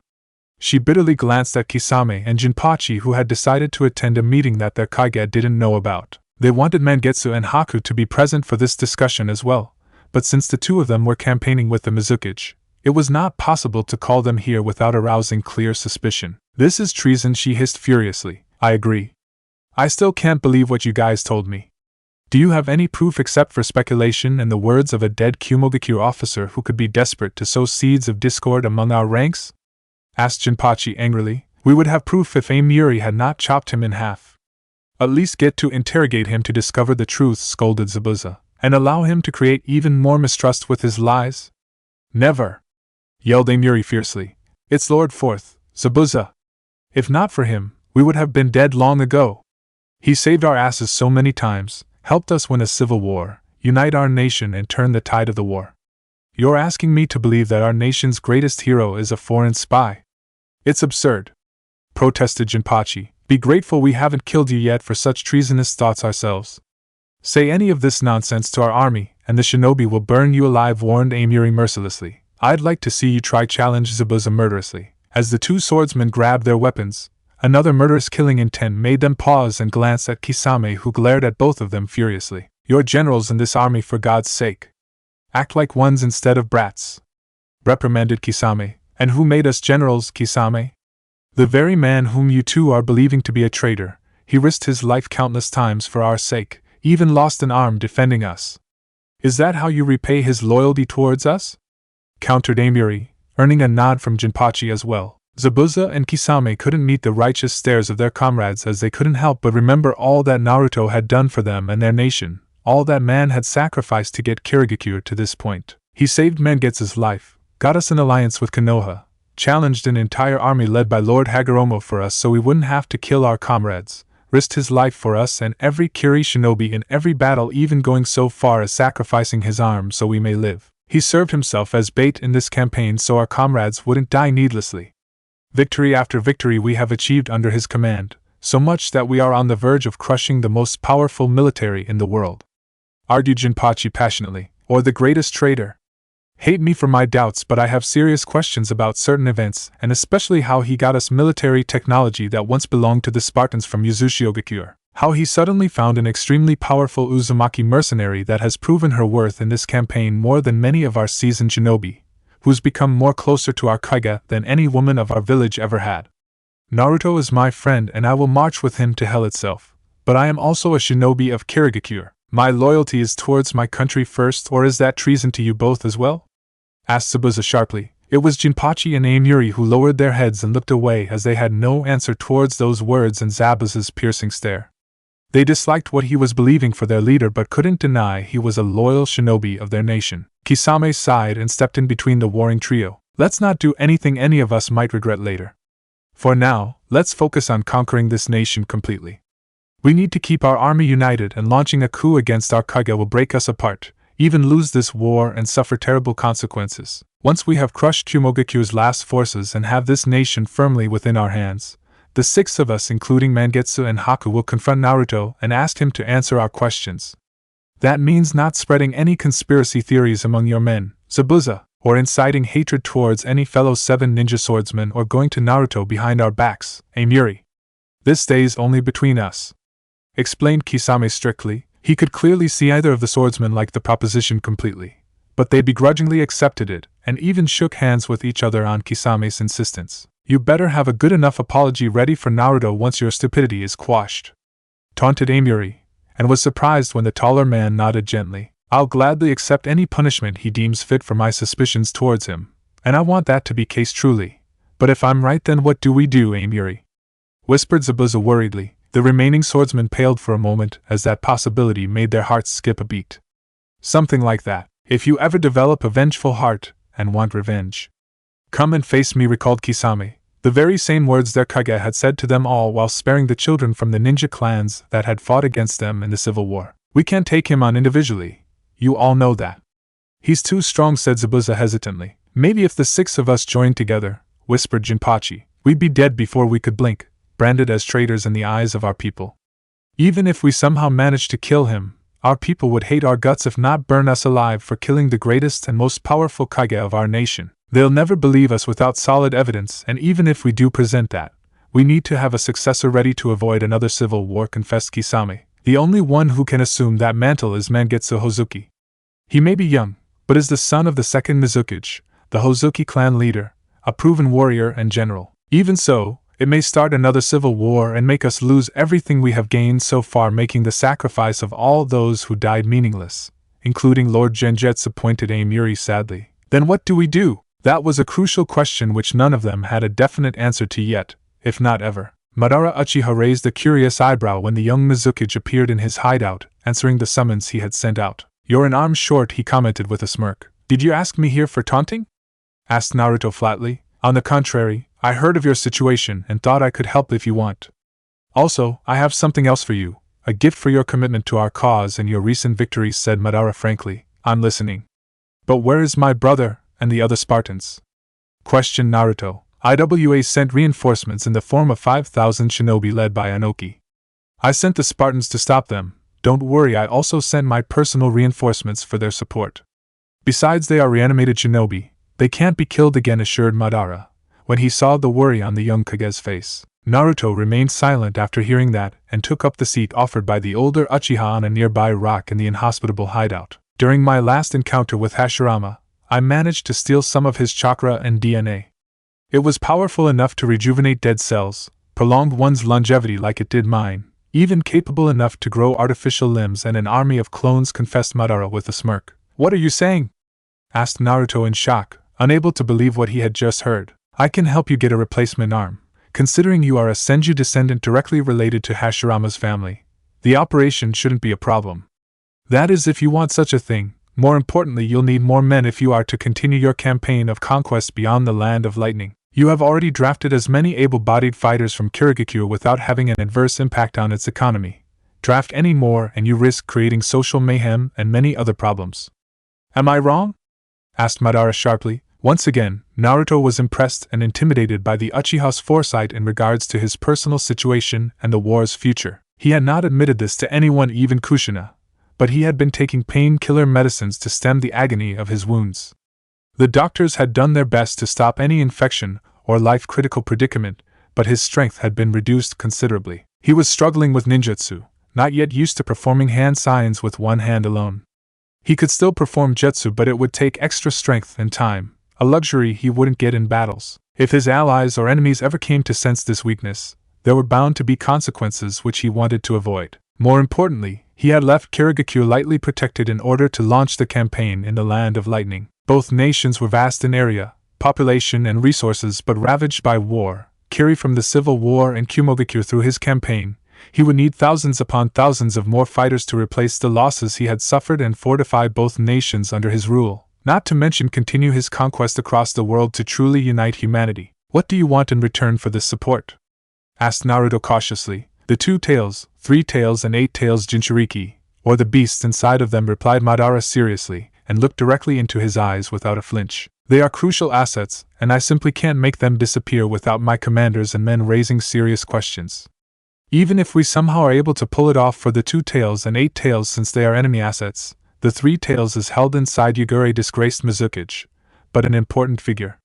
His disappearance will raise alarm," countered Naruto, earning a nod from Madara. "I have a plan to address those concerns. Still, if any type of coup happens against you, I'll help you personally to crush it. More than that, I'll lend you the support of my 100,000 clone army of Zetsus." Naruto's eyes widened in absolute shock when Madara released the seal on the ground, and it was only then he felt the presence of so many creatures right beneath the ground he was standing on. Some of them even emerged from the ground to greet him. They were humanoid in form, but with completely inhuman in the form of their short green hair, yellow eyes and completely white bodies and no sexual organs. Few of them transformed right before his eyes to take the perfect form of himself and other shinobi from different nations, earning a wicked smile from Madara. They can conceal their presence well from most shinobi, can travel through ground unnoticed, absorb and supply chakra to their allies, and take the forms of the shinobi they have stolen power from, even copy most of their personality, chakra signature, and fighting techniques. They are excellent spies and decent fighters, ready to do my bidding nor yours if I command it. They are the beings I created from Hashirama's DNA, albeit they are much weaker than him," explained Madara proudly. "I don't understand. With your power and past legend alongside such an army at your command, why do you need me to crush the shinobi system?" asked Naruto suspiciously. Madara sighed while dismissing the creatures who went back into the ground, much to the Mizukage's uneasiness at the creepy display. "Just like Hashirama, My name is well known across the world. I already explained this to you, but seems you have a short-term memory. I can crush the foolish Kages but can't control the nations after that victory. I am warrior, not a ruler. If the shinobi world discovers I want to erase its existence, and have an army at my command, they might just unite to stop me, said Madara with a chuckle. Wouldn't that be a good thing? Be the anti-hero that unites the world against him to create peace? Teased Naruto mockingly, earning a grunt in return. Cheeky brat. If that would have been enough to achieve peace, I would have already done it. No, those fools will simply go back to fighting each other after they have dealt with me, if they ever manage to defeat me, that is. More importantly, it would be hard for me to capture their tailed beasts, which are vital to my plan. Once I start capturing them in open war, the nations would realize sooner or later and conceal their prized assets, which would delay my plan for years, explained Madara. And I am your solution to all of that? Asked Naruto skeptically. You're just another ambitious Kage trying to expand his borders in the eyes of the others. Your reputation is growing day by day, but it hasn't yet reached the one I or Hashirama have. You can continue crushing the shinobi system, gathering tailed beasts for me and stabilizing the world. By the time the foolish Kages realize the true threat, it will be too late. I'll make sure of that, promised Madara. Naruto remained silent, which got him an inquisitive look from the older Uchiha. I am being asked to marry once again to save my clan from extinction. The only one I can compromise for such a thing is Mei Terumi, who happens to be the Six Tails Jinchuriki. I won't let you extract her tailed beast, which will get her killed, warned Naruto. Get me the other tailed beasts, especially the 9 tails, and we won't need to extract the 6 tails from your future wife. Just a portion of its power should be enough to execute my plan if I have the others compromised, Madara reluctantly. Lady Mito. She was the current Jinchuriki of the 9 tails, a key military asset of Konoha and more importantly his aunt by relation. A woman who had actually been very kind to him. Getting the tailed beast out of her would lead to… What's the matter? Are you having doubts now? Yes, getting the 9 tails would start a war with Konoha and the Senju clan, including Tobirama, said Madara with a frown, receiving a sharp glare from the blonde. I know the agreement. I'll honor my promise, you uphold yours, replied Naruto curtly, some anger clearly visible in his heated tone. I never said it would be easy. Despite what has happened, they are family to you. But we must keep moving forward to create true peace. I respect the sacrifices you have made and will continue to make for that dream, and I want you to think of me as your ally.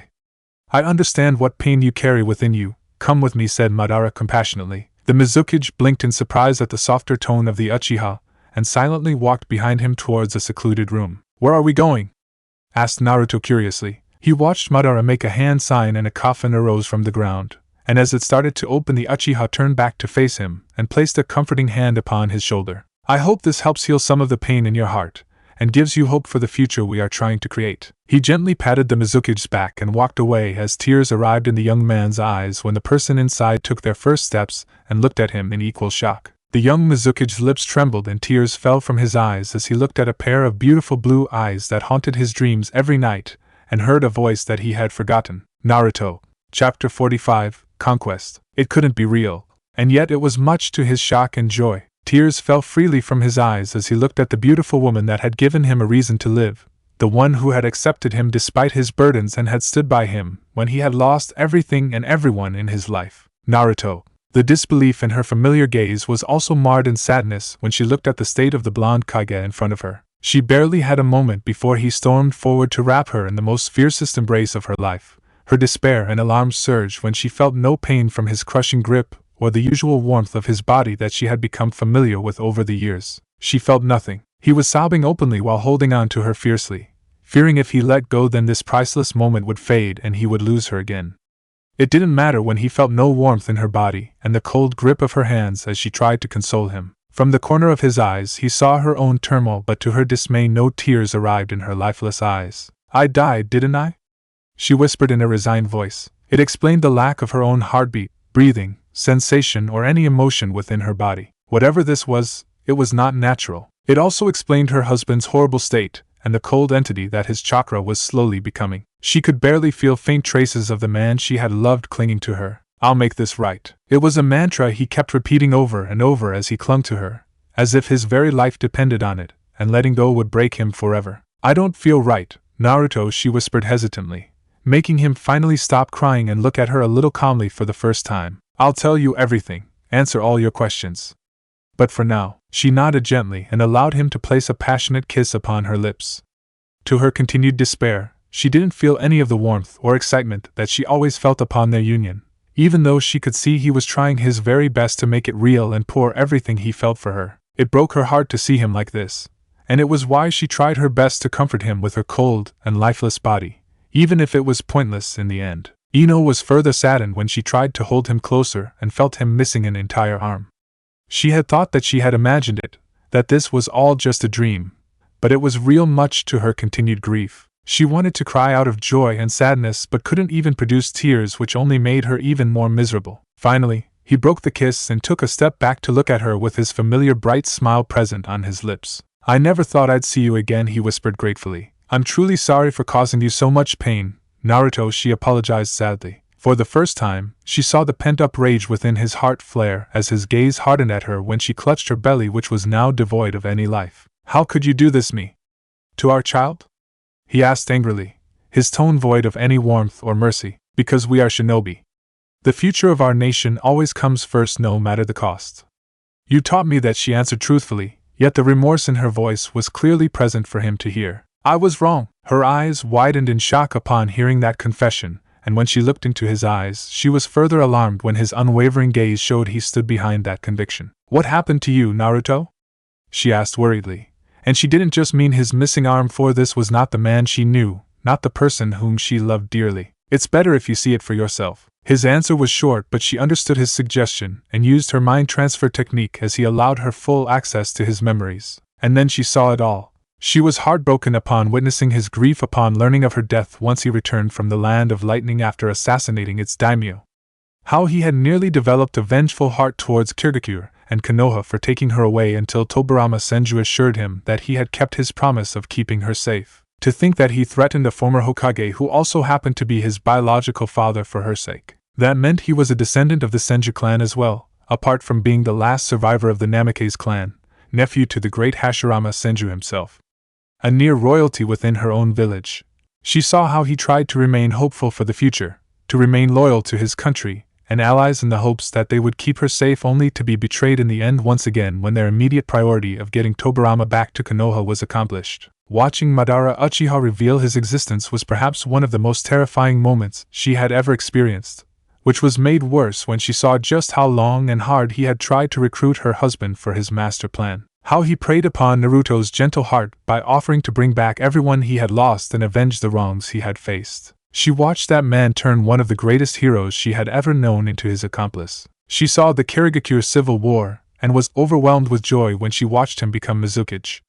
However, was also heartbroken when she felt his pain in that glorious moment due to her absence by his side. A pang of jealousy crept deep into her heart when she saw Mai Terumi approach him for a political marriage, and the arrival of another female Spartan survivor in his life who also happened to be his first crush. Both women circling around him with their own intentions now that she was no longer in the picture, which made her angry and relieved at the same time, for she could clearly see how lonely and heartbroken he was after what happened to her and their unborn child. She watched his campaign against Kumogakure, witnessed him achieve victory after victory, even going as far as defeating the Reikage in single combat, albeit at the cost of his arm. Naruto the Great. She watched his successes on the battlefield repeatedly, and saw his legend spread across the land of water and the rest of the world rapidly. A true conqueror, young, handsome, charismatic, powerful, and terrifyingly skilled in the art of war. He had nearly conquered 2 of the 5 great nations of the world, abolished the feudal lordship in his conquered lands, and was truly working for the upliftment of the common people and shinobi alike. Never lost a single battle, which made him a god, especially in the eyes of his own army that was willing to march to hell with him. But in those conquests she also saw how he was changing even more as a person. Deep down, he was a decent human being, but she could also clearly see Madara's influence on him. It sickened her when she learned of their entire plan for the shinobi world and humanity. The Naruto she knew would have never agreed for such an atrocity, but the heartbroken and betrayed man she saw was trying to convince himself that this was the right path in order to get his loved ones back to life and create a lasting peace in this war-torn world. To make it happen, he had made a deal with the devil. When she had witnessed all the events until their meeting today, she looked directly into his eyes as soon as she released her technique. "Madara's using you, Naruto. It's still not too late, please stop," she begged him. "Everyone uses others. Our nations used us and threw us aside for their benefit. We used other people as spies for our missions. It's why I want to break this cycle of lies. He answered fiercely, by conquering the world? Your path will lead you to war with Kumogakure and Konoha. Your own father and family. Said Ino incredulously. Just how far had he drowned in his grief? I won't resort to violence if they are willing to cooperate in building a new world order, he promised sincerely. Yuzu will cooperate with Minato Namikaze, their trusted shinobi, but not the person you are becoming, and certainly not your real intentions. Same goes for Konoha. Your father loves you. He'll do everything in his power to help you create a better future, but not if you threaten Lady Mito's life and hold a grudge against his nation. There is a better way than what Madara is leading you to believe. She pleaded with him. It's too late for that, he whispered hesitantly. Not if you give up. You want justice for your Spartan comrades?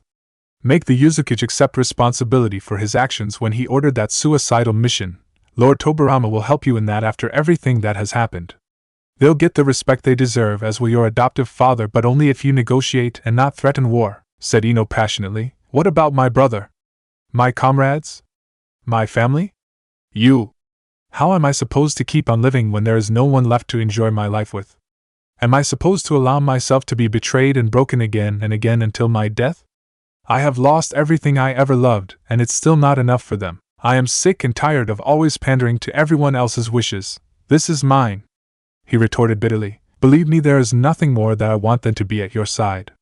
But not at the cost of making the entire world your enemy, including your family.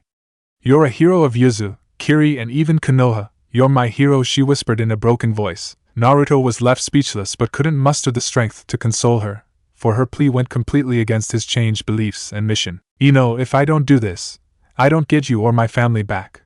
My life will be empty and meaningless even if the world sees me as a hero like you do.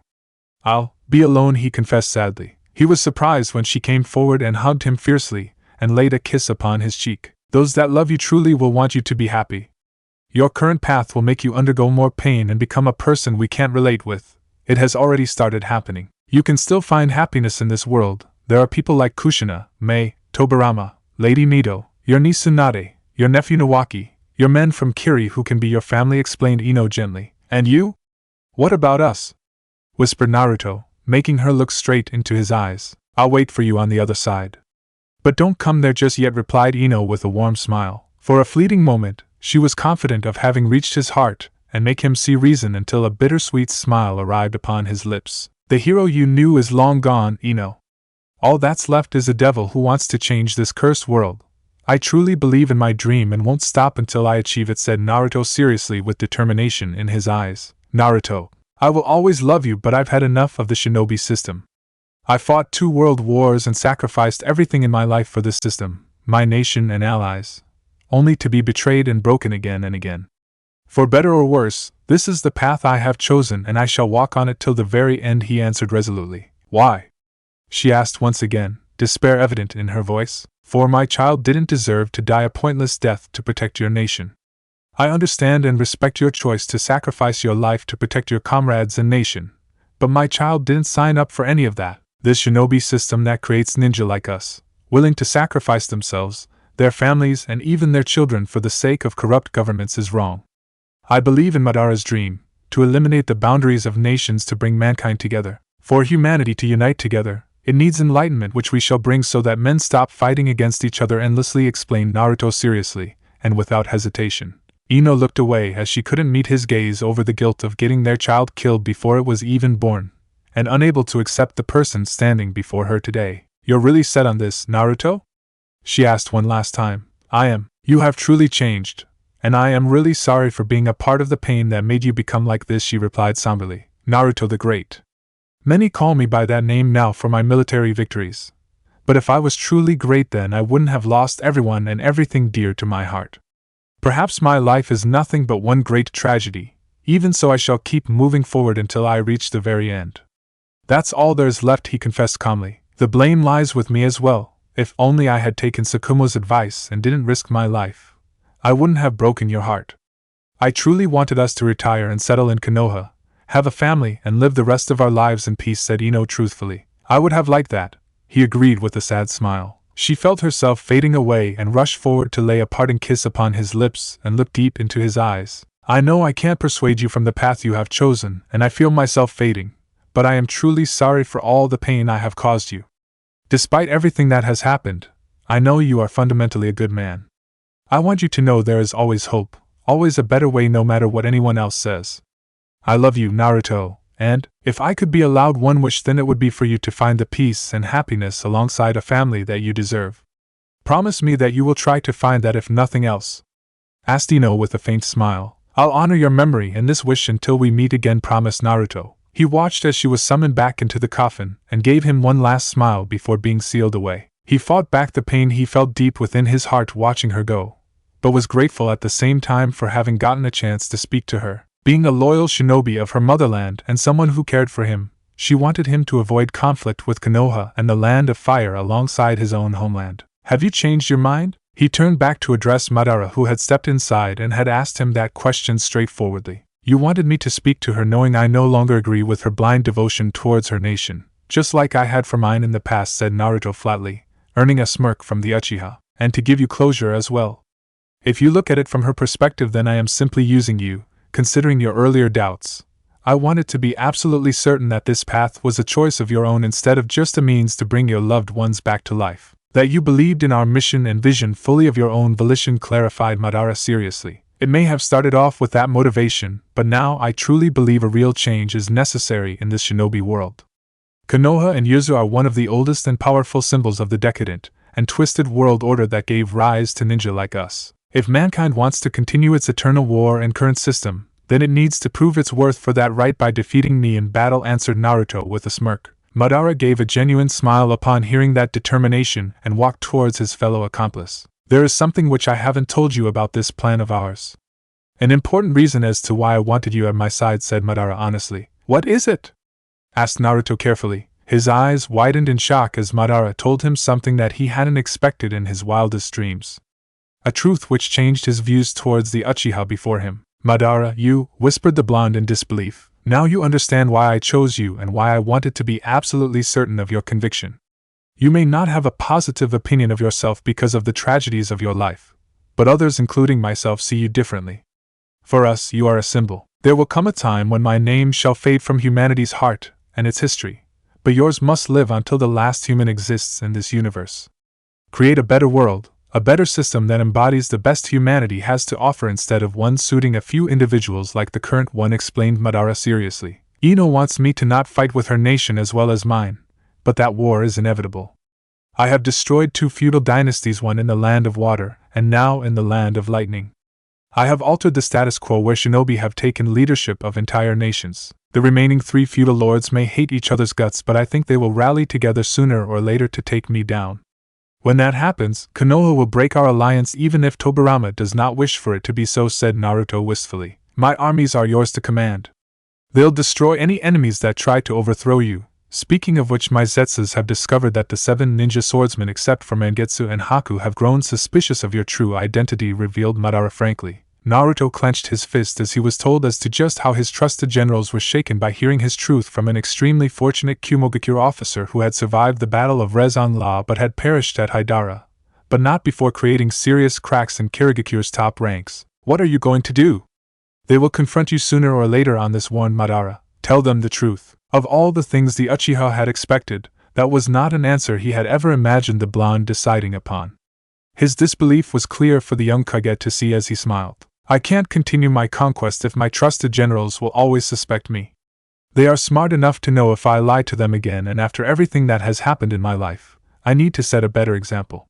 I refuse to behave like the Mizukage or the Hokage. If my generals want the truth, then they shall hear it from me, said Naruto confidently. You're overly optimistic, cautioned Madara, earning a scoff from the blonde. I can be very convincing when I want to. You should know that by now, retorted Naruto, making Madara nod. True. But if they don't see reason and rebel?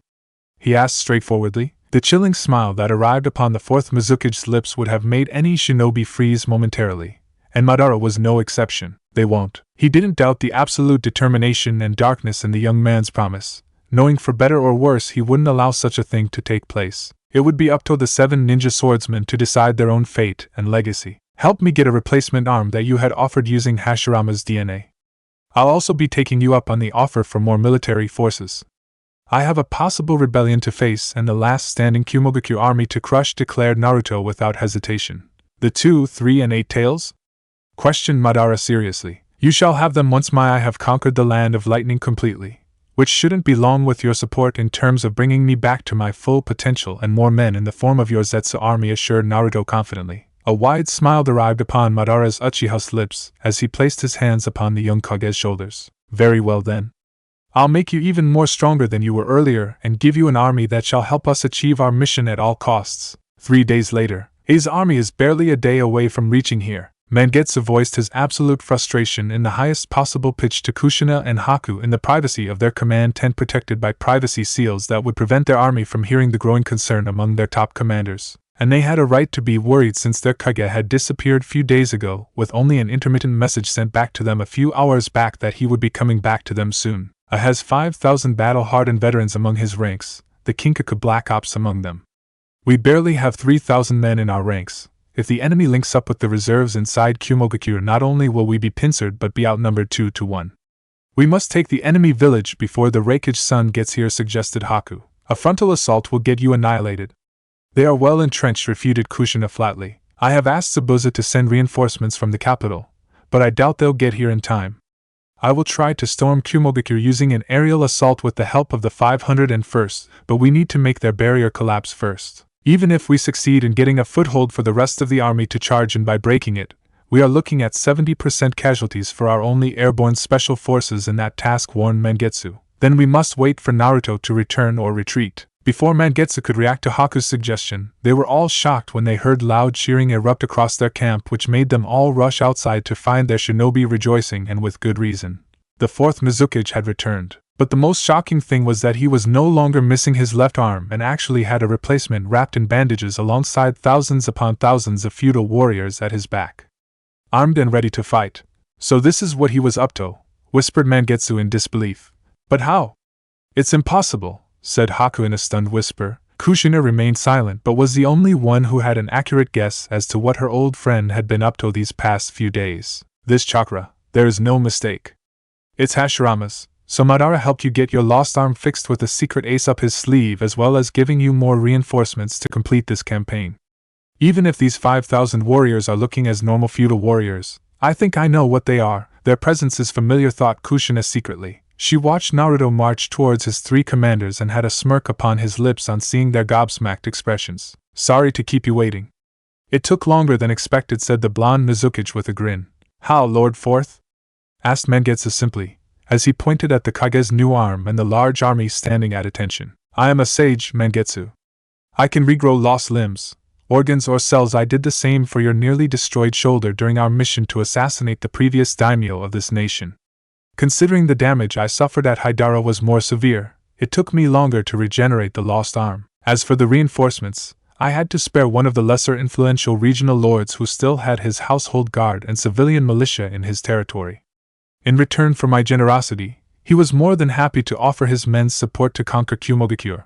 Or are you not happy with it? Asked Naruto curiously, thankful that Madara had prepared the evidence to back up his story should it be verified. Kushina stopped herself from rolling her eyes when Mangetsu and Haku profusely denied their disbelief and instead accepted Naruto's explanation in their desperation and fear. Or it had to be the fact that they trusted their Kage, who had not let them down once so far. The Mizukage gave the 2 swordsmen their respective orders and asked them to prepare their army for a final assault. A command the 2 of them quickly went off to execute, leaving the 2 Spartans alone. I take it the meeting went well, she commented, as he took a position by her side and observed their army gearing up for their assault. Yes. We are ending this here and now, declared Naruto icily. I've waited a long time for this, replied Kushina with a satisfied smile. Haven't we all? Whispered the blonde Mizukage as he glanced at Kumogakure. Kumogakure. Captain Darui stood upon one of the mountain tops inside his village with a grim expression upon his scarred face as he watched the reinforced enemy army take up battle positions. Get the men ready, he commanded dourly. His second-in-command, Samue, recently promoted Chunin, gave a firm nod as she relayed his orders to their 2,000-strong force alongside their teenage female Jinchuriki Yujitoni. Darui turned towards his force and felt pride alongside regret in his heart when he saw his shinobi. Most of them were genin and chunin, with only a handful dozen old veterans in the form of jounin and umbus. Majority of his troops were barely teens and had not even tasted alcohol yet, and in front of them stood a battle-hardened veteran enemy army that had butchered their Reikage and majority of their strongest forces across their country. Even from his position, he could see and feel the presence of the 4th Mizukage on the battlefield. "We must hold until Lord A gets here. Anything else, and we are doomed," he announced honestly. When the young children of his village roared in approval, he truly thought of surrendering if only to spare their lives, but it went against everything their nation had taught them. There was no room for weakness. They would fight until the very last genin had fallen. Expect no mercy, show no mercy. Today you fight and die for the glory and future of our great village," he roared thunderously. The last defenders of Kumogakure gave grim nods as their respective leaders started issuing orders and made them assume battle positions. "Kirigakure seems overly confident. A full frontal assault? Has their recent victories gotten to their heads?" asked Samui seriously. "Don't underestimate them," warned Darui. "Their entire force is right in front of us, Darui." "We have sealed off all other entrances completely with Fuinjutsu," reminded the busty blonde. She was surprised when the dark-skinned man pointed towards the sky where a barrier spanning across their entire village was protecting their heads. "The 4th Mizukage is a brilliant tactician and a fearless general. He defeated Lord Reikage alongside wiping out our strongest army completely while bearing acceptable losses. No matter what happens, we must not let the barrier over our heads to fall. The 501st is here, and if they get in we are finished," warned Darui. Before Samui could reply, her eyes widened when she felt a massive chakra buildup as Fukai, their former 8-Tails Jinchuriki, was forcefully marched to the front by the enemy alongside their own human weaponmate Terumi. "Here they come! Barrier team, reinforce the front now!" yelled Darui fiercely. The lone Umbu platoon joined forces together, making their village's traditional barrier glow brightly as the 2 Jinchuriki unleashed their most devastating attack. Tailed Beast Bomb. 2 balls of demonic chakra were hurled at their defenses, and in a testament to the Umbu's skill they managed to hold the devastating explosions from reaching their village or defensive lines by maintaining the barrier, even as the ground beneath their feet shook violently from the shockwave. The relentless barrage continued for nearly half an hour, with more and more tailed beast bombs launched by the enemy to obliterate the barrier. The Kumogakure Umbu platoon held the barrier fiercely, but with every passing moment they were getting weaker, unable to bear the relentless attack from 2 of the strongest Jinchuriki in the world. Another hour passed, but the enemy didn't stop, and now the Umbus were running out of chakra. Darui commanded the few medics and support shinobi to share their chakra with the Umbu, but deep down he knew it was only a matter of time. As this was a battle of attrition, he was not in a condition to continue for long. The enemy, on the other hand, had thousands of battle-hardened adult shinobi who were sharing their own chakra to the 2 Jinchuriki. Combine that with the power of their tailed beasts, they were not going to stop anytime soon. "Have Yujito launch her own tailed beast bomb during the interim between their next attack," commanded Darui. When he saw the morale of his force decreasing as they watched the Umbu getting weaker and weaker in a doomed effort to hold the barrier, Samui nodded swiftly, and the young blonde Jinchuriki marched to the front to unleash her own attack, which the Umbu allowed to pass through their barrier by creating an opening right after the enemy had finished their latest attack. The female Kumogakure Jinchuriki had been retreating back to the nearest friendly unit, when from the front line the very tailed beast bomb she had sent at the enemy was teleported right back at her village. The Umbu managed to seal the barrier before the blast could get in, but in doing so exerted majority of their power to the front, weakening the barrier briefly. Darui's eyes widened when he sensed numerous presence in the skies and was mortified when he saw small gaps in the barrier above their heads. Not large enough for a human to pass through, but more than enough for dozens of 3-pronged kunai to be airdropped by the 501st flying above their village. "Shoot them down!" he yelled desperately. As he launched dark lightning bolts towards the falling 3-pronged kunai, he felt dread swarm his heart when they multiplied into hundreds. The 501st, Mangetsu and Haku watched the special kunai of their Mizukage being multiplied rapidly as they breached the cracks in the enemy's barrier. A green flare was launched from the Kirigakure army's ranks. The 2 swordsmen alongside every shinobi of the 501st felt the Hirishin mark of their Kage flare upon their right arm with his chakra, and barely a moment later, they were teleported right inside the enemy's barrier alongside the falling signature kunai of their leader. A few of their brethren were instantly struck down by the enemy's ongoing attack to eliminate the rain of kunai.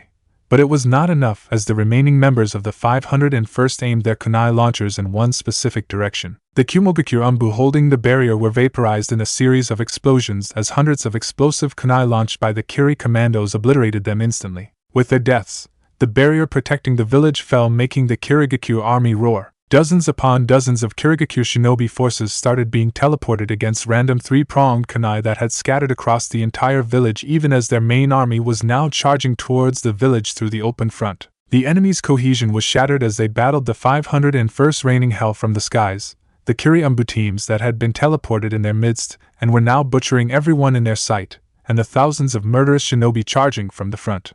Captain Darui could only watch in horror and absolute disbelief as their entire defense came crumbling down. Before he could relay fresh orders in order to prepare whatever defense possible to counter the enemy's main army charging from the front, his breath stopped when the fourth Mizukage himself teleported near his position thanks to a three-pronged kunai nearby. A redhead kunoichi was also by his side who wrapped Samui in chakra chains mercilessly when she tried to stop her. Yujito came charging bravely to save her fellow Chunin but was pierced multiple times across her body by additional chains launched by the same redhead woman that stopped the Kumogakure Jinchuriki from using her tailed beast chakra, alongside inflicting grievous injuries.